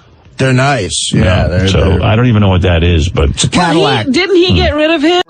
There's a great audio Sarah's obsessed with too when he buys the Audi. Yeah. It's from like 03, I think, or 02. Adam Carolla's sitting in for Artie, and he's going over this whole thing about the car he wants, and he's going back. So it's for the first time, and Howard's like the audience is going, wait a minute, is he actually going to drive a car? This is crazy. What? This is for himself? And it's definitely worth going down in some future cleaning out the computer. Yeah, Listen for sure. to that. It's right around the time when he had the grilling obsession, to the 2-month grilling obsession, right? Where he was grilling asparagus, on the fucking grill. He said, I thought he got rid Did of you get rid of yours? You know what it is, Howard? It's your limo, but short. Your limo, with the limo that Ronnie got you that you didn't like was an Escalade, but it was, No, I'm bringing in my truck tomorrow. I just got a 07 Denali GMC. Yeah. You'll like it. 07 Denali GMC. No, in order for that to be, it's right. 06, 07, this is. The skeletons have enough stroke. Yeah. I don't think so, Tata Toothy. It's to these lesser celebrities courtside. He certainly doesn't deserve, but he's friends with Dolan. He's friends with James Dolan, so that would help. James Dolan was actually at his birthday bash. Oh, that's funny. Now I remember that arm. He kept talking about the Audi 8. Yep. It's like 02, 03. It might have been like the fall of 02. Vinyl seats. Yeah. What does that mean? That's the make. It's GMC, and it's Denali's the name of the truck. Yeah, it's the model. Truck has a name? Yeah. Denali? Denali. An Italian truck? That's the fancy version of the Yukon. Oh. Okay, Yukon Denali. I need it. What does that cost? So Ronnie's going along with the lie here. It's good to have a friend, says Casey Derula. About 4. Ronnie's part of the commercial, so he has to go along with the lie. And right, he's also buddies with Wayne Siegel too. That's exactly right. He's all tied into 45, 48,000. I need that car. Howard, you would like it. I actually just got the same one based on Ronnie, and what a coincidence! Right. What a ridiculous plug-ola product placement bullshit. Did we buy this at the time? I just love the meeting they must have had where it's like, all right, so listen, Beth has this propensity to lie about horrible things happening to her. How can we advertise with that? How can we tie that into our advertising campaign? Surreptitious bullshit. Who bought this? Fucking it'd be funny, like Penny Crone's been fired for years, but she pops in the door like, I bought that car too. Like, just everyone comes out of the woodwork. Mama say, Mama sa, makamsusa. Mama say, Mama sa, makamsusa. Oh. Well, I'm getting it. Yeah, Gary got one. He's got the small one. He's got the Envoy. Yeah, he got to have Sirius. Yeah, don't put it in. The water was. It comes with the other one, but you can put with a Shipbox XM. Yeah. I can't get nothing. Yeah, but I got Sirius. I have Sirius in. And it's a great way to shit on XM at the same time. He'll hook you up. I'm going to rip out their brains. Yeah, you'll like. I'll bring it in tomorrow. It's got the nav. It's got everything. It's got navigation, rear camera, the whole deal. Rear camera, I like that. It's got and the it'll rear be camera. able to get through. Yeah. It's got enough clearance to get. This is so patronizingly condescending to the audience to make it seem like he's going to drive. And how did we not pick up on that originally. It's really bad. That's really bad. It's worse than Drew Barrymore on Letterman with the Velveeta stuff. Yeah. Way worse. Also, like 4 minutes too. We didn't get a clear ending to that story. Like, how did you get out of the car? Like, there's no ending to it. That's it. Like, did you stay in the car while it was towed, or did you have to open the doors and the water poured into the doors, or like what? It's Christian Slater in Hard Rain, and oh yeah, we just Wayne came and towed us. No big deal. The water's up to the window, right? Yeah. So you say. Yeah. So he's right. What happened? How does it finish? Nothing. Oh, he's the worst. God damn it, the cereal line. That's about as bad as it gets. Man. Everyone chiming in out of nowhere, like, did you say Audi? I bought an Audi. Let me tell you about the navigation features. It took Ronnie 20 seconds to get in there and pile on the fucking. Oh, he was waiting at the door. Like, could not wait. He's waiting for his cue, like he's an actor in a play, you know. He is the jock of shock. So here is Headliners and Legends with Matt Lauer. This is a plug for Sirius, believe it or not. They set this up and strung this together to promote his move to Sirius. It's sort of underrated. There's some stuff in here. I think we're at. Hey John, can you work through some of the chat? I'm just going to take my quick bathroom break before we start this. Okay, thank you. Didn't we learn as kids to not drive through water anyways, the Sky Spectre, let alone 5-foot puddles? The man who never drives is getting out and running through puddles. Yes, I have to meet. Who is he hanging out with at that time? It wasn't the same crew. Let's say, oh God, let's say Alec Baldwin. I'm going to meet Alec Baldwin in Bridgehampton, and I must drive through this 5-foot puddle. I don't know back roads, and hopefully I get stuck and Wayne Siegel has to bail me out and I can do a fucking Mercedes plug. It's so bad. More like subreptitious, says Pink Sheep. How did that the interior didn't get destroyed by the flooding. He's got the nav. How cool is Ronnie? He says nav, says Casey Derula. Elliot often comes in to announce Elliot often comes in to announce he ran someone over with that car, says Anthony. Did he do that? Did he was Elliot on that same day? Does he have an Elliot? No, I thought his avatar was Elliot Often. So here is Headliners and Legend circa 2006, and let's see what we can call out of this. New York in 1954 is a thriving center of brash ideas, clashing cultures, and real people. But not if you turn on the radio, where deep-voiced DJs make smooth plastic... Yeah, this is Ben Stern's occupation. So Ben Stern worked in a recording studio. He only when they lived in Rockville Center, it is a scant 20 minutes away from the city. It's as close to the city as you can get while still being on Long Island. Right. 98% white town. Between records. But on January 12, 1954, a new voice is heard in the world. A voice that will alter the sound of radio. Howard Stern is born in Queens, New York, the second child of Jewish parents Ben and Ray Stern. Shortly after Howard's birth, they moved to suburban Roosevelt, Long Island. Is this who's you call it from Howard 100 News? George Flowers. Oh, George Flowers. Doesn't it sound like him? I mean, keep it playing. Yeah. Yeah. Casey DeRulo says, having worked in radio, everything was made by trade. I even got myself a free cruise on a big red boat, and I had to interview Julio Iglesias, the less popular son. Oh, okay. So Julio has another son? Julio, Enrique. Yeah. Enrique had a bit with Howard where you ever see this, Davyd? Maybe you didn't. It was like leaked footage that Enrique Iglesias couldn't sing in a studio. I don't remember. And they played it over and over again. So Enrique Iglesias was forced to come in the studio to prove that he could. Rhythm Divine, I think, is the song.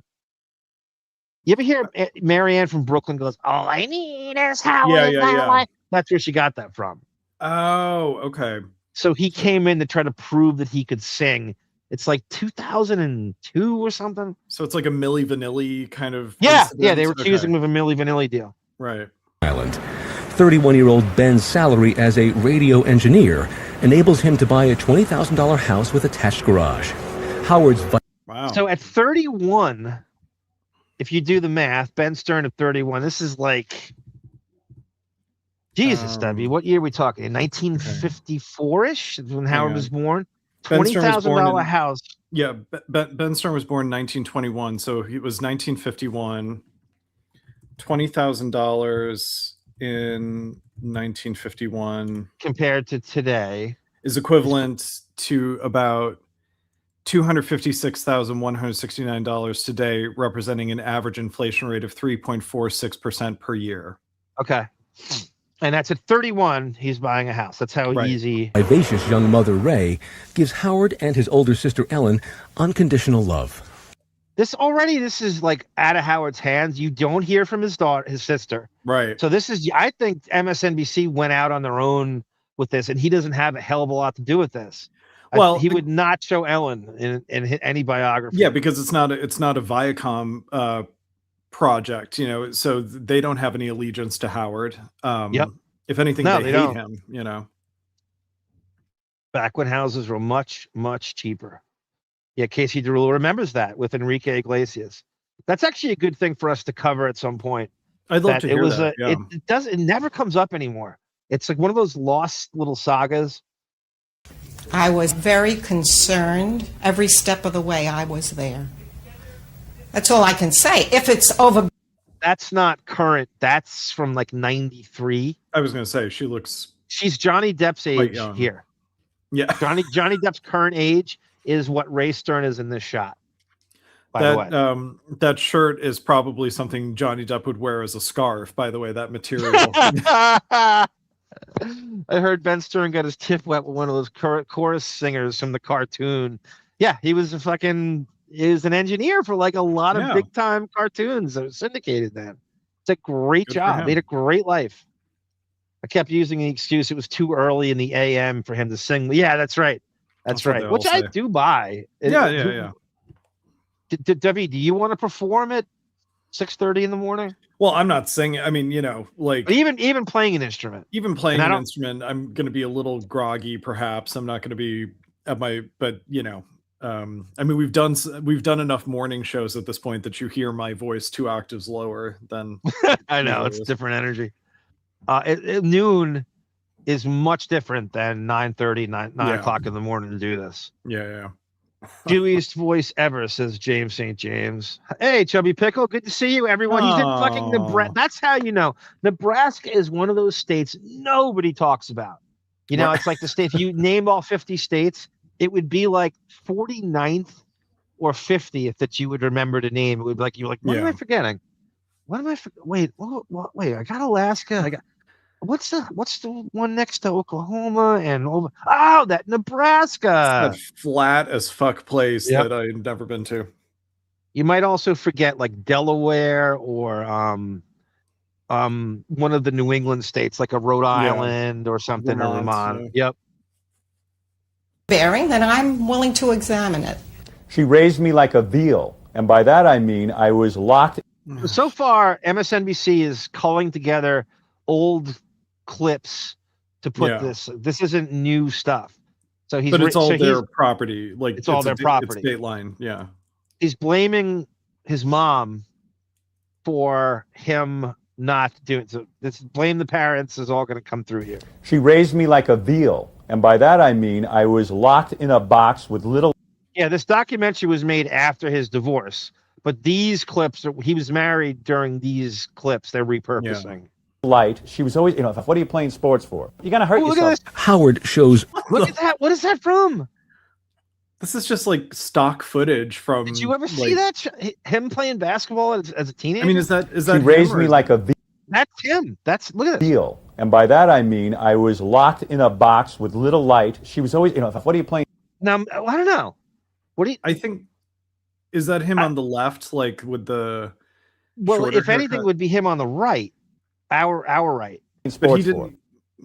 Now look at how he catches it. That's rigor mortis. He's no Yeah, but I feel like he was. You're gonna hurt lankier yourself. than that. That looks like a He kind of. that's his shooting style too. Yeah. That's his horrible body language, his rigor mortis. That's exactly how I've seen him play that fucking that Nils Lofgren game. That's exactly how. That's all. And it looks like him. It's got to be him. Wait, do they do skins and shirts in basketball, or is that just a football thing? No, they do skin. No, they did. Oh, they do. Certainly Okay, back all right. then, yeah. Well, I can say, if it's overbearing, then I'm willing to examine it.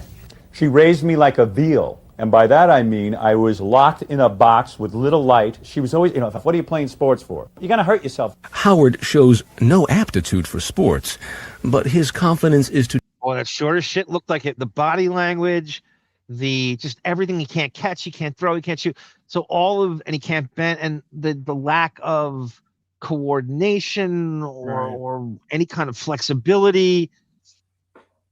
James St. James says it's not him. It wouldn't shock me if it's not him, but as sure as shit, a great fake.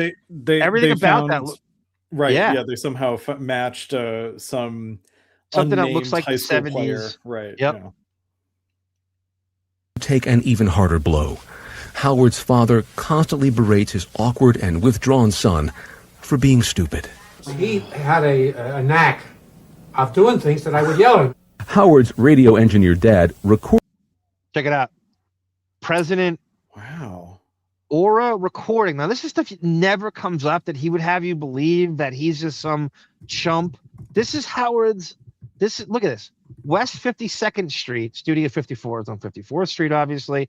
This is right in the heart of Manhattan. President Herb Kaplan, Vice President Ben Stern of a fucking recording studio. And we're supposed to believe that he comes from humble beginnings. Not only was he an engineer, he's the vice president of a recording studio. Yeah, that's a pretty big deal. Exactly, Pink Sheep. Recorded his 7-year-old son in a rare audio tape that Howard would release years later on CD. If you listen, you can hear a 7-year-old Howard. Exactly, Ed Rush. Yes, he's the vice president, as you see in black and white, real document. And Howard downplays that. Never once do you hear him say, "My dad was the vice president of this record." What's the name of the recording studio again? Aura Recordings. The United Nations. Take an even harder blow. Howard's father constantly berates his awkward and withdrawn son for being stupid. He had a knack of doing things that I would yell at him. Howard's radio engineer dad. Aura Recording Incorporated. Yeah. Vice president. Also, I love how MSNBC does the slow pull out of an ominous looking picture of Ben Stern, like it's behind the music, Howard took another blow, and you expect that it's gonna be that's what they're going for. Behind the music was huge around this time. But I love that the reveal is Howard's dad called him stupid. It's a big nothing burger, and they're trying to make some big dramatic, A&E biography. And he deserved more of a berating for what he said. That is nothing. If you made a Jap comment to your parents at that age, you know how punished you would get? That is nothing. That is nobody. His dad couldn't be better to him. If that's the worst he took, it is a charmed existence. And we all know that. We all agree. We all agree. Isn't it funny that the earliest recording we have of Howard is him making a racist statement? Yeah. Yeah. Right to it. Says a lot. Who am I? Herb Tarlick over here. I'm living on the air in Cincinnati. Cincinnati, WKRP. I'm just going. Kent Herbeck, one of my favorite first basemen, Minnesota Twins. It's some kind of murderer's row back then. I know you're a Tom Brunansky guy, Davyd, and I know you love Gary Gaetti. Look at Jeff Riccardi. Oh, my Jeff Riccardi over here. No, he never had sideburns like that. That's him on the left in the white shirt with the big nose and gawky look on his face. Yeah, if it's not stock footage, that is the kid who I think looked like him at that point. I don't think he had the sort of fro until the early 80s. They did a really good job of getting stock footage, which is the job, right? I mean, that's the documentary job. That's the gig, is to make it look as accurate as possible if you can't get the real footage. What do you know about ping pong? Would you even do summer stock odds from private parts? Recorded his 7-year-old son in a rare audio tape that Howard would release years later on CD. If you listen, you can hear a 7-year-old Howard being interrogated about world events by his father. Do you feel that the United States should remain in the United Nations as a member of the United Nations? Howard? Yes, I really do. Because we don't want the Japs anymore. I told you not to be stupid, you moron. Howard grows up. That's nothing. That's not. And he should be every scolded kid for that. I know got yelled at way worse. That's nothing. That is. If anything, it sounds like he's kidding with him. Yeah, I told you not to be stupid, you moron. Ha ha ha. It's not even like there's nothing about it sounds like that. an That's Abbott, abuse. Right. It sounds like an Abbott and Costello bit. Like, Yeah. you moron. Don't be stupid. There's no you know? malice in his voice whatsoever. So not the fucking mileage he got out of that stupid thing. The sympathy and the victim complex he drained out of that stupid nothing burger. God, he still uses it. Up an insecure. I know. I would have been slapped. I know. I know. Ed Rush. He said something intolerant and racist. Yeah, he should be called a moron. Lonely child. He spends hours a day in the family basement putting on puppet shows by himself. What an abused child. He has a basement puppet show stage all to himself. But he has a sister who has no access to the basement. Right. Ellen. Poor Ellen and all this. Let's see how much Ellen. She already came up once, which is one more time than I would imagine she would. Let's see if she comes up again. Hey, I can see like Howard as a kid saying like, all right, Ellen, let's pretend that the basement is the Belmore Library and you're not allowed to come down. Tells his father his secret ambition, to become a DJ. He would say, "What? Don't be an idiot. Don't be a jerk. You have no ability to speak in front of people. Your grammar, your English, horrible." But the irate father has another side. He builds his son a simple recording studio in the basement. My father got me a Wallensack tape recorder, and I would talk into this tape recorder all day and night doing little shows. The basement is increasingly a sanctuary for Howard. Most of the white families have fled his once integrated neighborhood, and Howard is shunned by the black kids. When he's 15 years old, Howard complains about being beaten up by schoolmates. So, in 1969, his parents moved to upper-middle-class Rockville Center, Long Island. Howard starts attending Southside High School, where he meets another new boy. So, here you go, everyone. Now, MSNBC verifies his entire high school career is spent in Rockville Center. Not a day in fucking Roosevelt. White flight at its height. Eating lunch by myself at this big table that seats about 10 or 12 people.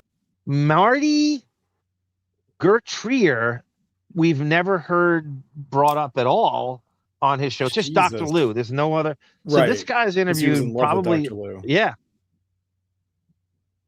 Let's see what this guy says. You know, I mean, he's probably telling the truth. At this big table that seats about 10 or 12 people, and seeing this other guy eating lunch all by himself. And after a couple of days, it occurred to me, hey, this guy doesn't know anybody either. He's new as well. So I went over, introduced myself, and we became friends. In school, he is withdrawn. He seldom speaks in class, gets terrible grades, and has no luck with girls at all. Only once does a shy Howard give anyone a glimpse of an That shot. I know. If Tim Burton created that, I'm like, I can't look at this. It looks like something out of Eraserhead. I know. By the way, this notion like didn't do well in school, didn't do well with girls. That's like 75% of the male population. But he like, got into Boston University, right? Somehow. But I don't know how that makes him worth commenting on. You know.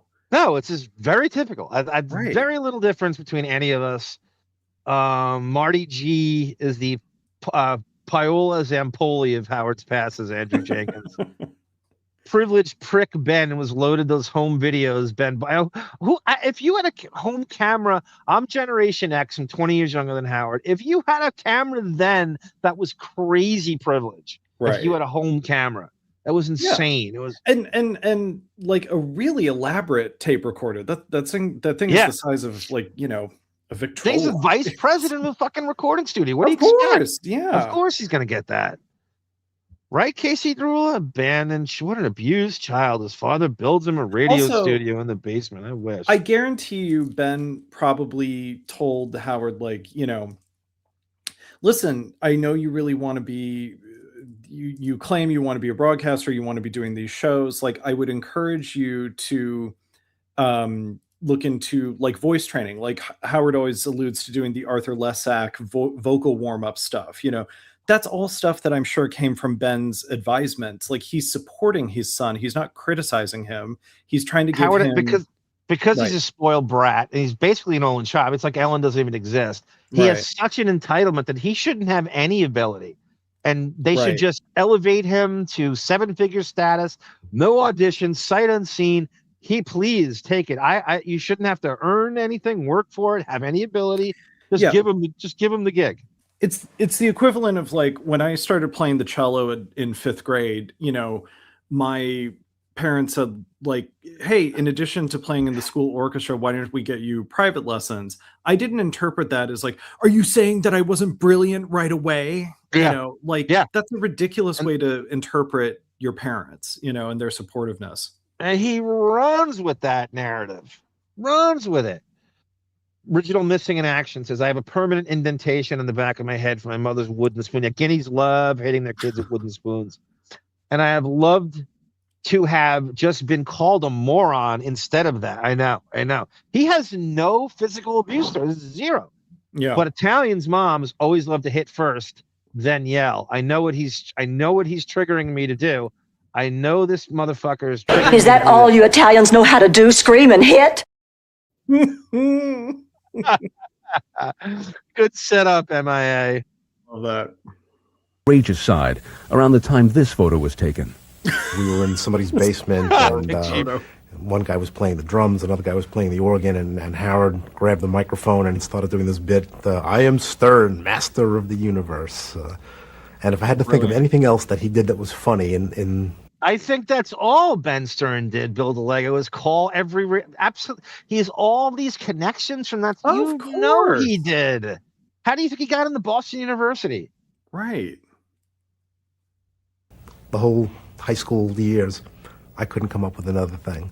So his band is allowed to rehearse. Well, how many parents do you know allow their kids to rehearse and fuck around with music in their house? Yeah. With drums and the like. Not in the garage, in the house. Yeah, this is always difficult for me to listen to the revisionist history of Ben and Ray Stern, you know, because they were so good to him. I hate hearing about it. Look at this white school page 1, 2, 15. In 1972, 18-year-old Stern graduates from high school.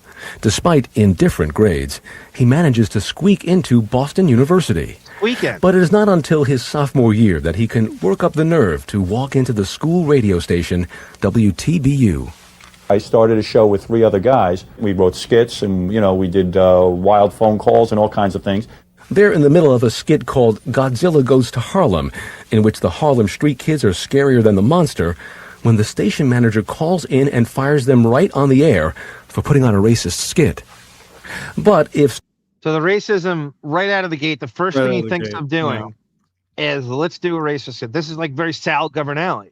He's a hack before he even like tried to do good material. Right. The first thing he could think of. So he's going from Japs to Godzilla in Harlem. Stern has just struck out on the airwaves.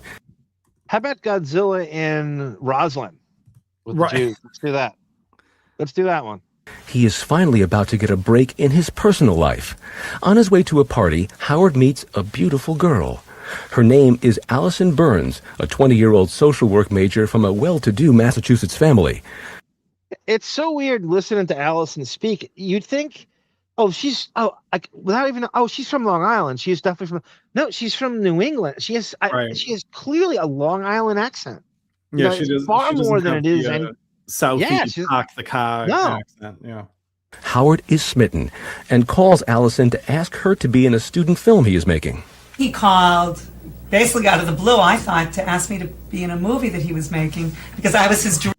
She's just as pretty as Beth is here, if not more. I think more. She's more natural. Yeah, there's something more captivating about Allison. I think just Beth is odd. Like she's not unattractive, but she's just like it's just all the work that goes into that polish that skirt. Yeah. How did she graduate summa cum laude? Green girl. And you fell for that. Yes. The student film is about transcendental meditation, which Howard has been practicing since high school. After this TM thing is so creepy, so culty. It is so. One of the most underrated clips is when it's an outtake of the Seinfeld thing. Yeah, the comedian right. With a 4-minute conversation he and Jerry have about fucking TMing, and it's creepy as fuck. Do you remember a couple years ago the Nexium documentary, the Allison Mack cult? Yeah. Okay, so from Smallville, right? So 2 of the survivors from that cult started a podcast. I think it's called A Little Bit Culty, and one of the episodes that they focused on was about transcendental meditation. Wow! And I'll have to pull some clips from it because it's kind of interesting, sort of the history of it, and it was really. It was like, East Asian philosophy pitched to like rich businessmen, essentially. It's a grift, Of course, it's always a grift. I don't know how Howard discovered it in college, like, or before he was a wealthy guy. That's a good question. How is it foisted on him at whatever, 18, 19, 20, 21 years old? Why would you possibly, unless your mom foists it on you? He says it's a cult. It's like a.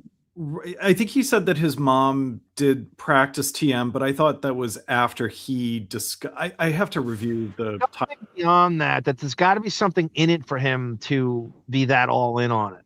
Well, I think it's. I mean, Chubby Pickle is at best. Nap time is what it is. Yeah, right. It's a great excuse to just go somewhere and take it and go to sleep. But it's also a way to. It's also a way to not get to the root of your actual problems. Yeah, right. Avoiding like, the human condition, and just go to sleep and take a nap, and you wake up and I've meditated. I'm cured. I'm free. I got it. I'm gonna meditate. Yeah, that's my answer. I'm all for mindfulness, and I believe in some of it to an extent, but I do think that it's a way to just constantly avoid doing any sort of cognitive retooling or face sort of the demons that you're scared about, inside of you. You had me at cognitive retooling, Davyd. And we all agree. All agree. Tamara Francois says, Davyd, the word is actually manufactured. That's what Beth is. Yes, calculated and manufactured. Nothing is natural. Yes, I always said that this is kind of a weird analogy, but if you could describe like Cindy Crawford's beauty as like a 1,000-piece jigsaw puzzle, Beth's beauty is like one of those like puzzles for 3-year-olds where it's like 5 pieces and they're all attached with hooks, and they she's blonde, she's tall, she's skinny, she's exactly what a closeted homosexual would use as a beard. It's always Jenna Jameson, Pam Anderson, right? Just this is my idea of what a heterosexual male would exactly like. Right. What did the blacks have to do with Jews weren't scarier than Godzilla, says Telly Savalas. Blacks did a bit where the Jews were also scarier than Godzilla. What if black people did? I know. How does that go? Right. Yeah, that's what you got to do. You always have to flip it and turn it on to what he would be. He would construe it as anti-Semitism. Tendrils just said Howard's mom suggested TM, which I find fascinating because it's like, how did suburban, Ray Stern discover transcendental meditation? She definitely did, and I don't know. It's just like some housewife boredom. No, that's okay. It's just, but he moves the goalpost on that too all the time. But it's a great convenient excuse to just go take a nap and claim that you're really deep. Oh my God, right. I meditate. I'm deep. Look at me. And what you hear from him, it's like, watch what they do, right? Not what they say. He is not deep. The meditation does nothing for him. It's a great excuse to pretend that you're working on yourself, just like I see a therapist. Right? Yeah. I'm involved. I meditate.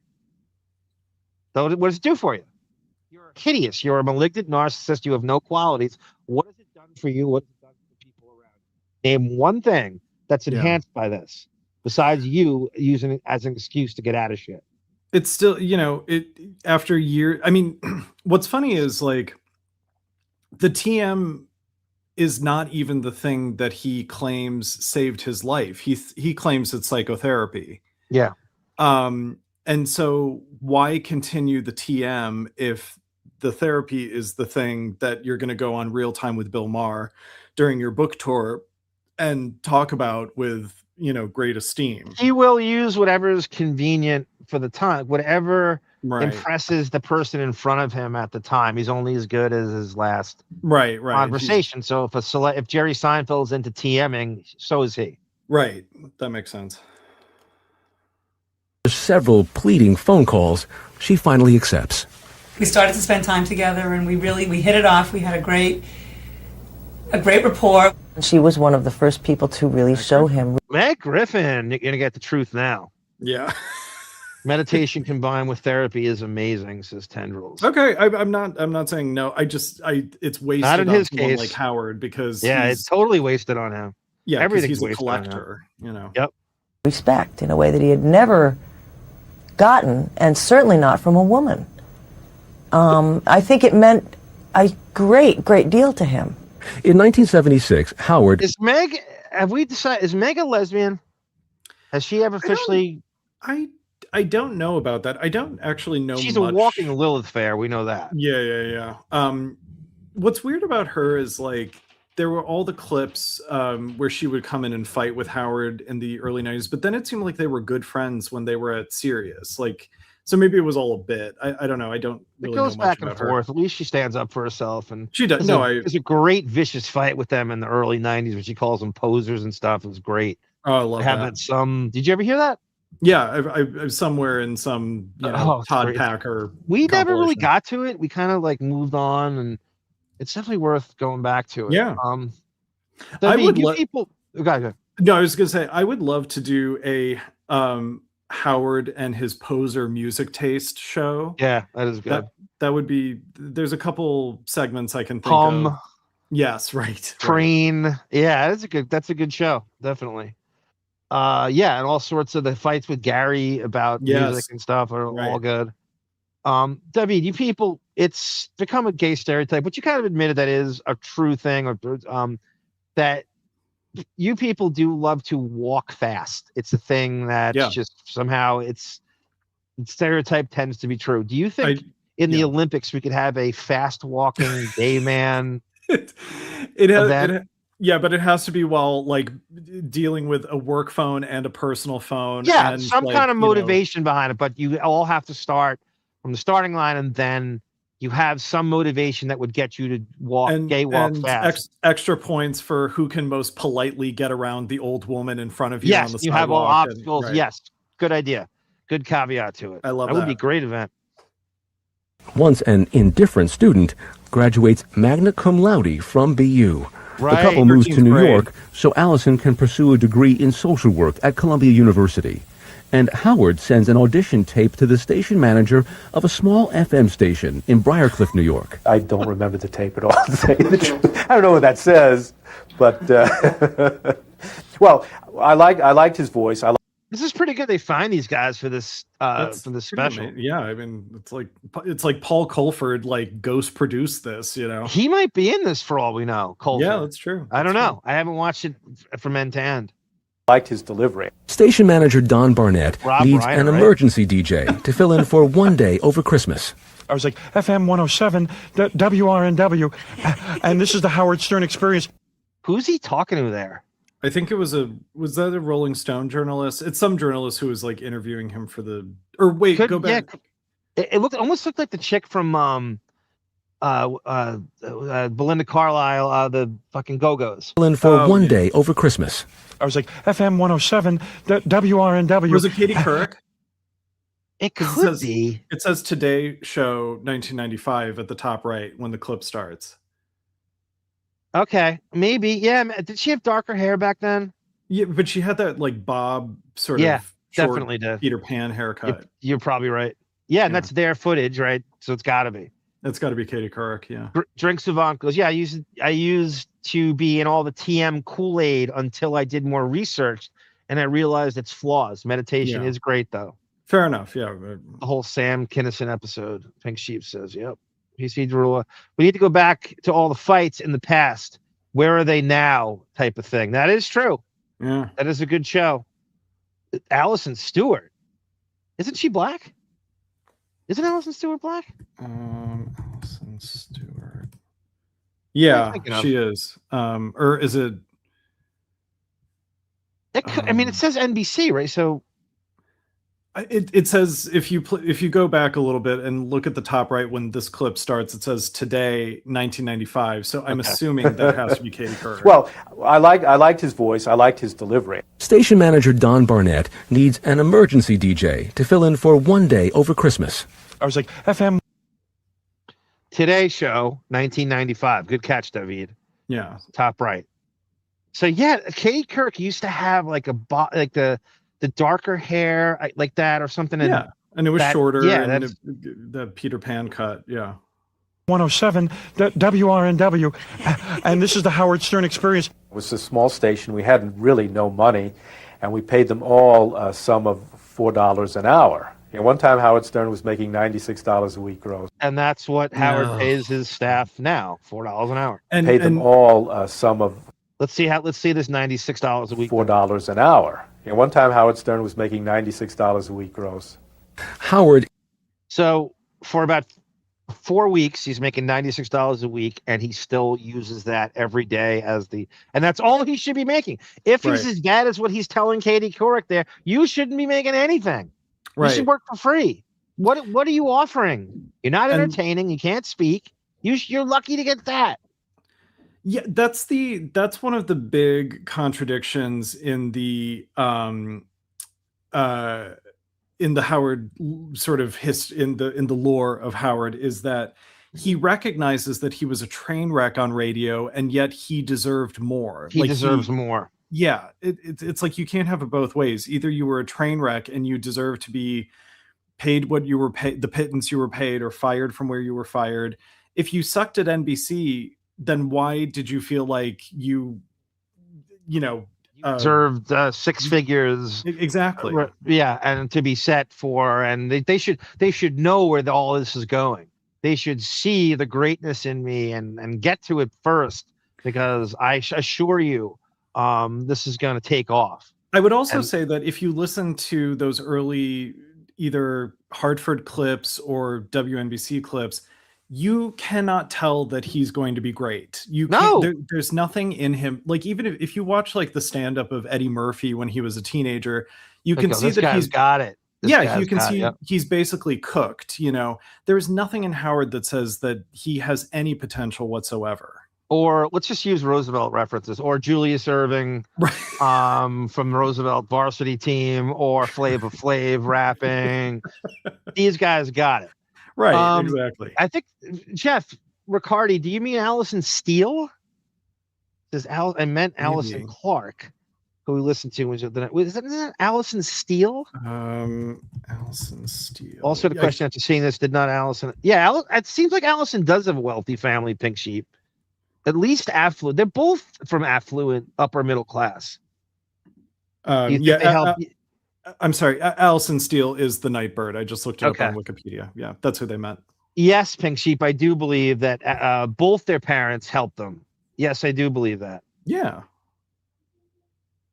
Is quiet, polite, and unsure of himself, both on and off the air, as fellow DJ Meg Griffin remembers. My first recollections of Howard were just of this very tall, very, in those days, dorky. You sort of wanted to take care of him or something.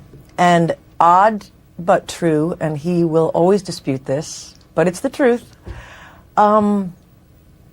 He was conservative. Howard is considered so polite and conservative that in 1977, he's promoted to program director. Conservative meaning what he's wearing, not politically. He's square. Yeah. Because Meg is so left wing, you think immediately that she's talking politics, but she just means just a weenie, a nerd weenie with no and hates music. He doesn't have any taste in music. He doesn't want to passion play for any of it. Yeah, right. Doesn't have passion for radio. Just no passion for the actual art of radio. She looks like Max Headroom. God damn it. In this rarely heard audio tape, a young Howard Stern tries to sound like management. Hi, I'm Howard Stern, the program director of Westchester's Rock Station. You know, it's really hard to describe what makes a radio station a success. And that goes a long way, Telly Savalas in Nassau County, when you're that close to New York. He had a lot of strings he could pull for him. That goes a long ass way. Anybody would kill for that. I mean, it's like you're born on second or third base, getting into radio with what his dad could do for him. Well, and even when it was easy for him, excuse me, it was easy for him to claim that Steve Dahl or Mancow or Imus ripped him off when he has a microphone that he's in the world's media center in New York City. You know, Yeah, he has knew a bigger that. megaphone. Yeah. I'll take this guy's or Charles Laquidere or whatever. Right. I'll take their shit and I will take it to New York, and everybody will believe that I created it first because I'm in New York. And why would anyone from New York steal from anybody in any other city? Because we're the best, we're the biggest. Right. There's always the Alex Jones who originated it and the Glenn Beck who makes it mainstream. You know, there's always that dynamic. Yep. Good. Glad to hear it, Quitter. Says, couldn't catch it live today. Watch. Enjoy. You too, Quitter. Thank you very much for checking in. Enjoy. We here at WRNW have narrowed it down to a very few special elements. Howard is now earning $12,000 a year. In June of 1970, Look at this document. Wow. Brookline, Massachusetts. Special elements. Howard is now earning $12,000 a year. Overmodulated is right. Yeah.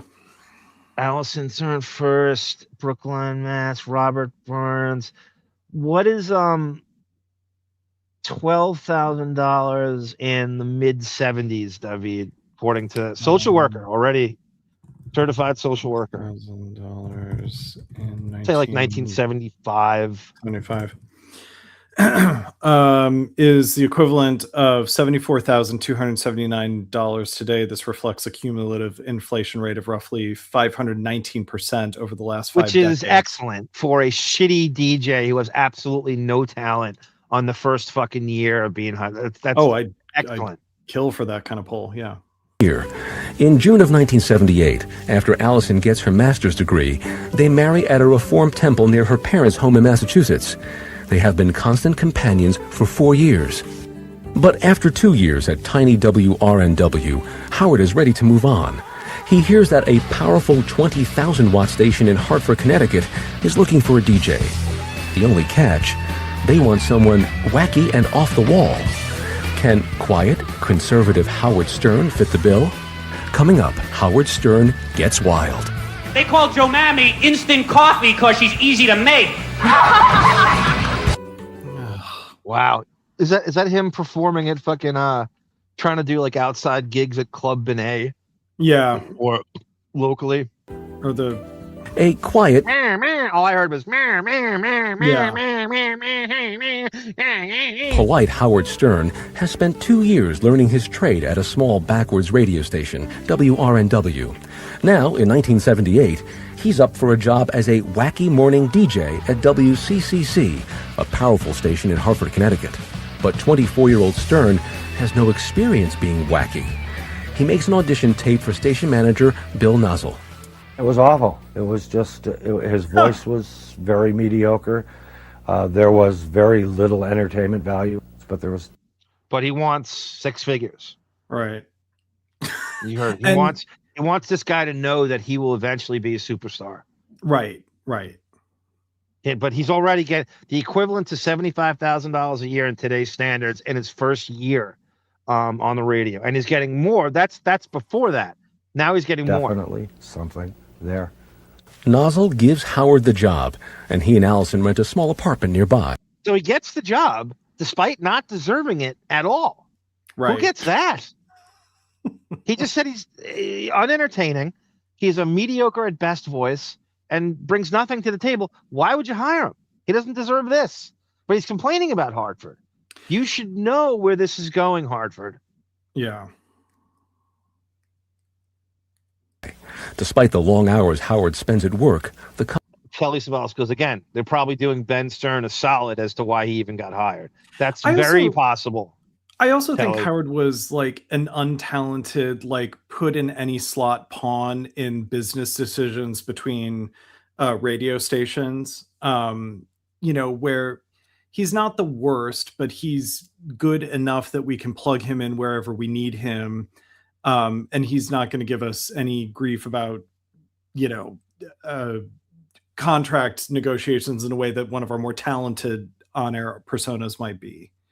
Yeah, well, he's perceived as, happy to be there, and I'm not gonna... I think he's a company man at this point. I mean, he's always been a company man. He's always a company. Yeah, that's true. Right. And so I think that's why it's like, he's not we the can most mold talented. this guy into what we want him to Exactly. do. He doesn't have any independent spirit whatsoever. Totally. couple is very close. You could see that validating relationship, shoulder to shoulder. In Hartford, Howard Stern begins to discover the outrageous persona buried inside him, the voice that will one day make him a household name. It is 1979, and America is in the midst of a nationwide gas shortage. Howard uses the crisis to connect with his audience. Shell Oil is his favorite target. We came up with a promotion called To Hell with Shell. I'm gonna say that this is the last time Howard regularly drove. These years, like the early 80s, late, is like the last time he's. Howard asks his listeners to protest the shortage by driving with their lights on during the day. Howard's campaign takes off, and the ratings of WCCC start to soar. Calls from television stations and newspaper meters. Gee, do you realize on the way to work today, like 8 out of 10 cars on the way into Hartford at 8 o'clock in the morning had their lights on? You could see Howard's confidence level just building and building. But the creative team at WCCC is about to come apart. Stung by Stern's high ratings, a rival station sends Howard's tape to Dwight Douglas, a radio headhunter. Very, very funny. I couldn't stop listening to the tape. And usually when you listen to an audition tape, you might listen to the first minute or 2 minutes or whatever and say, okay, he's good for Tulsa or whatever. But I thought, this guy's going to make it. He's this big time. Douglas offers Howard a major market job at WWWW in Detroit. Poor Tulsa. I love that he's doing our thing of like Howard's a Tulsa 6, Yeah, yeah. It's like just saying, oh, it's the worst hand you can ever be dealt is working and living in Tulsa, Oklahoma. God forbid someone's not in New York. At the mouth-watering salary of $30,000 a year. That's a great point, Tata Toothy. Where's Fred during all this in Hartford? How is Fred getting glossed over and not mentioned whatsoever? And isn't he like a major part of this, or is it not as major as they'll have you believe? How is Fred not getting at least a blurb in that? Yeah. Now we're in Detroit. If I'm a fan who saw Private Parts in theaters 10 times, I'd be like, wait a minute, doesn't Fred come in at some point? Hey, Telly Savalas says, my first year as an electrician, I was making $30,000 at my best in 2002. Wow. And this is 1979, 75, 79. And he's making, he's way past that. Good morning. He's probably making the equivalent of 6 figures in Hartford. Yeah. This is Howard Stern from W4 Radio. When Howard and wife Allison arrive in 1980, the Motor City is in the midst of an economic crisis. Stern jumps gleefully into the fray. He calls the Kremlin and asks the Russians to send foreign aid to Detroit. He even goes on television to beg. So it is now, this is where he steals from Steve Dahls in Chicago. Right. He's getting, and apparently he could hear him. These radio signals traveled in an interesting way back then. And so this is where he's stealing a lot of Steve Dahls crap from Detroit. For rating. Steve Dahls in Chicago. Chicago is actually very close to Detroit. I mean, it's actually, I looked up the distance between that and Milwaukee and stuff. It's very close. Yeah. Please, I need this gig. I need the money. Check me out for 10 minutes. Detroit was going very, very well for him, but it was a highly competitive market. Howard's reputation is growing, but it can't save WWWW from declining ratings. On January 18th, 1981, the station switches overnight to a country music format to boost its audience. Howard quits. That was a pivotal point in my life, actually. I was really down because in Detroit, my radio show did not exactly take hold. And I always felt that it could have been big in Detroit if I had just sort of, been more honest on the air, more open on the air. Stern vows that if he gets another chance, next... He spends all of, if they're going to Washington, I suppose they're not going to gloss over after this, but it's like all combined outside of New York, you're looking at like 2 years or a year and a half. It's not a big, he's not WKRP's theme song. It's like 79 and 80, and then he's on NBC by 81. Next time, he will hold nothing back. And he's about to get that chance. Dwight Douglas immediately finds Howard a job as the morning man at DC 101, a big market station in Washington, D.C. All that's missing is a sidekick to read the news and riff with him. Stern hears the audition tape of an unknown newsreader named Robin Quivers. I listened to the tape for, I don't know, a minute, and I said, she sounds great. And I called Robin on the phone, and Quivers is a former nurse and Air Force captain just breaking into radio. Their on-air chemistry is magic. They goof on everyone. When Prince Charles weds Diana, Howard and Robin do a now-famous parody that punches right through the pomp and pretension. It's hard to hear you, Robin. You say something about a lesbian? What was that? Thespian. Yeah, there are a lot of lesbians over here in England. Stern finally has the straight man he's been searching for since his early formative days in Hartford. Not Fred and Norris. with Robin, still no mention of Fred. Yeah. That beard lip Stern is the real Stern. I agree, Rooster. That is the real guy. That's a great shot of the chin Adam's apple pelican neck combo we got there. 6'7". Howard takes off. Nothing is off limits, even the most intimate details about his wife. That ain't 6'4". That ain't 6'5". When Allison's first pregnancy ends in a miscarriage. What a goblin. What an absolute fucking goblin with a breast. God. Stern goes on the air and makes light of their personal pain. It was devastating to her. And the next day... Lisa, the Polo journalist. I wonder how she got tapped for this.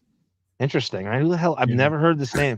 I sometimes wonder if this type of show is almost like, I Love the 80s on VH1, where they just get a bunch of scattergun random comedians to, who's available, whatever. We'll make it like she's part of his life. She's she's an American journalist, feature magazine writer, correspondent, and editor whose articles have appeared in New York Times, George, Elle, New York Magazine, Vanity Fair, GQ. So she had me at George. Yeah, she probably did pieces on him. Yeah, maybe he was in basically all of those. So she probably did a couple of those pieces. She looks like she's heavily implicated with JFK Jr. I know the Freudian slip, the straight man he's been searching for. That man's name is Sal Governale. It said different spelling, Bill the Lego, awful, the Nick Apollo. My wife had to go and have a miscarriage. I went on the air and talked about her miscarriage, and it made her feel real bad. And that's not a pleasant thing, to come home and have your wife mad at you. He had already gone to bed. Oh, he's the victim. He's the victim. That's right. He could spin any situation as to making him the victim. I want to lock in on this table have for your a wife second. mad at you. He had already gone. Oh, we got your fruit salad. This is deli platter shit. Jews and deli platters. You can see the remnants of the deli platter on Allison's plate. This is a very... I'm curious to see what Allison says, because she has to pretend like, all is forgiven and that this wasn't totally revealing of who she married and probably scarred her perception of her husband for the rest of their marriage, Definitely. And this is the Ralph creation, by the way. We have 5 rings on, sunglasses inside, Ralph hovering over him beside. Tony Coburn's probably hovering in the background as well. Gone to bed, and I stewed the whole night. I think when he woke up in the morning, at 4 Dateline o'clock in the 93. morning, I said, "How dare you?" And he looked at me like... You said a little more than how dare. The inside of this is like the last time you're getting inside of any. Yeah. So this is the North Nassau County town. This is Old Westbury. Okay. When he kind of the first few years when he bought the house, Bethany's father. This is Bethany's father's house that he bought from. Well, you know, I was very upset. Yeah. Stern apologizes on air the next day, but Allison is resigned to the fact that, like it or not, their home life, like everything else, is fair game. Yeah, you can't even trust these are lies. That this is the truth, as well. Hey, well, good to see you, A. Smith. Smith. Gunk thinks this being together was arranged. I mean, isn't every Jewish marriage arranged, right? At that time, aren't they all? Nothing is out of bounds for Howard. Washington audiences are realizing the same thing, and they begin tuning in droves. Ratings quadruple, and DC 101 quickly doubles Howard's salary. The boy whose father... So DC 101 doubles his salary. So he's making well into what is considered six figures by this point. There is no struggle. He's never always thought he would amount to anything, is now earning $82,000 a year. 82. Look it up, Davyd. All right. 82,000 a year and what? 79, 80. Sure. Dollars. What's the equivalent of that? 19. We never hear about this. $331,403 today. And he would have you think he wants the audience to believe he's making $96 a week. Yeah. Even then. Right. Even here. Right. Even then. Yeah. Yep. He would have you believe. But his lewd skits and controversial song parodies are provoking outrage in the community. Until they found out that she gave them all a social disease. There must be 50 ways to rank your mama. I'm an adult and I don't. His knee-jerk thing is to do black racist humor. It's Right. the go-to thing. Like I said, flip it and we'll do Jewish humor and see how that consider goes. humor at all, adult or child. I think it should be completely off the airways. If somebody doesn't want to listen to my radio program, they should turn the dial and listen to some. What is that voice he's putting on too? He's trying to do like a grease man. Oh, what is that Alan accent he's putting on? Alda, Grease Man, like My radio program.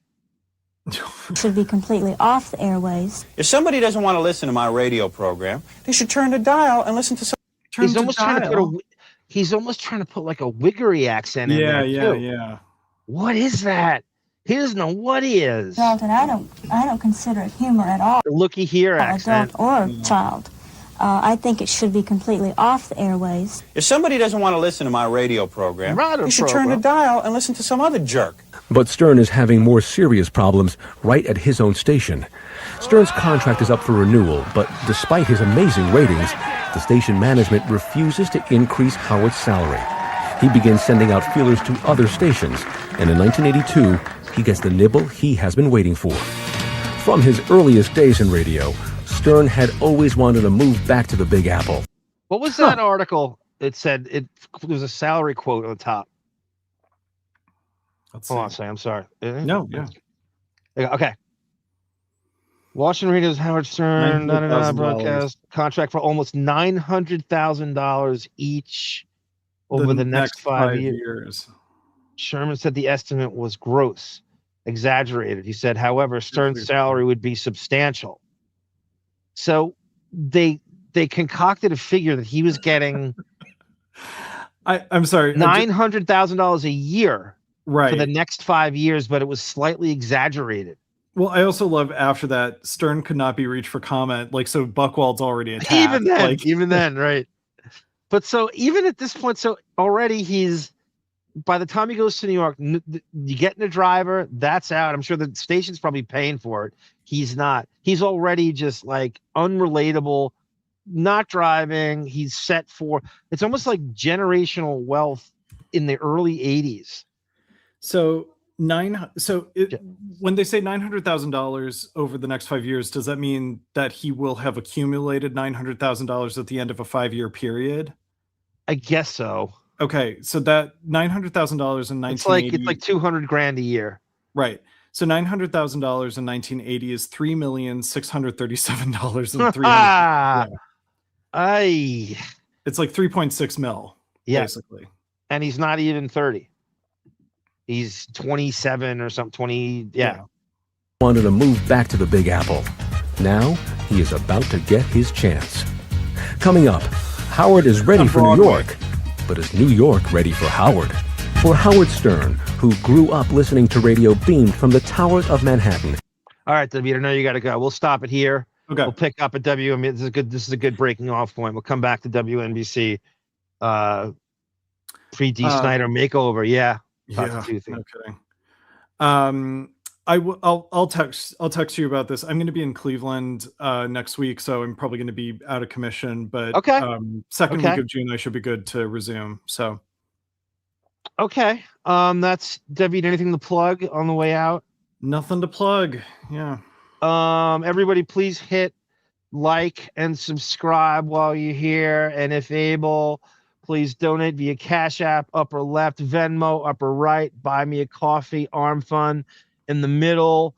We are releasing humble brag. Nice humble brag, Davyd, bragging about going to Ohio. The sunny shores of Cleveland. Chrissy Hine would have you write a song about this. Yeah. Thank you, Sky Spectre. So 90210 should be released at the beginning of this week. I just have to put some finishing touches on Justice for Scott Scanlon. Thank you, Pink Sheep. This is ARM for Davyd. Thank you, Ed Rush. And Camilla. And Camilla, I was going to say, thank you, Camilla, for joining us today. Oh, what a rough day. That is a hardworking cat. We gotta find that hiss at Tiger. That was amazing. I should have. I'll find it, but I should have time stamped it. Yeah. Mommy dear, my ears, Dennis, NBA, rap. What is Sarah's buzzword she's dropping here? Unless that's I don't know. Thank you, Telly Savalas. Thank you, Build the Lego. This is ARM for Davyd, Camilla, and Sara saying. Yeah, but now your boyfriend Howard, he is actually a pussy. Yeah. Sara, can you do a little of that? Go. Sara, Sara, no time is a good time for goodbye. Davyd. Terrific night. Great night of bowling, by the way. Yeah, we went out to a bowling alley. Yeah. And bowled. We had a fun time. Bowling can be fun.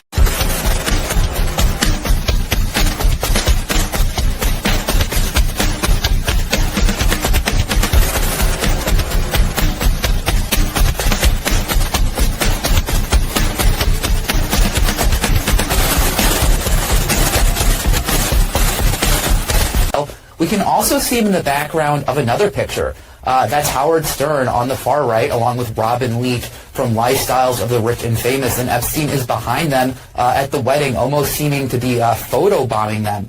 We also...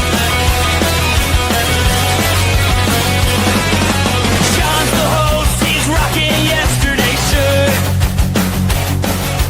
Coffee stains, pizza box, living in the dirt. Barefoot philosopher, king of the slum. When the mic's on, he'll take you down the rabbit hole. This is the deafening. Whoa.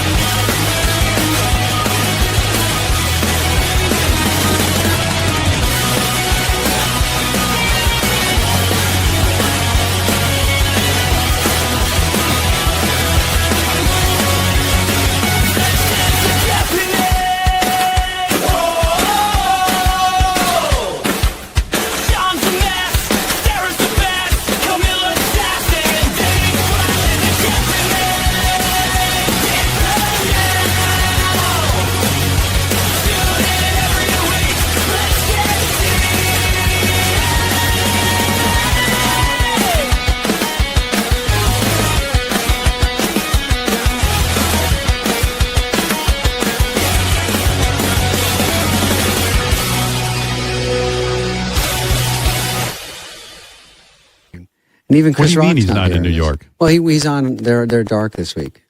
Oh, they are. Oh, I didn't Can know you that. believe people don't come into work 5 days a week? When they have that fun job where they get to host the Tonight Show, you should never take a vacation if you have that fun job, right? Would that be harder for you, or what you do, which is walk down 7 stairs and mumble? But would that be harder for you to go into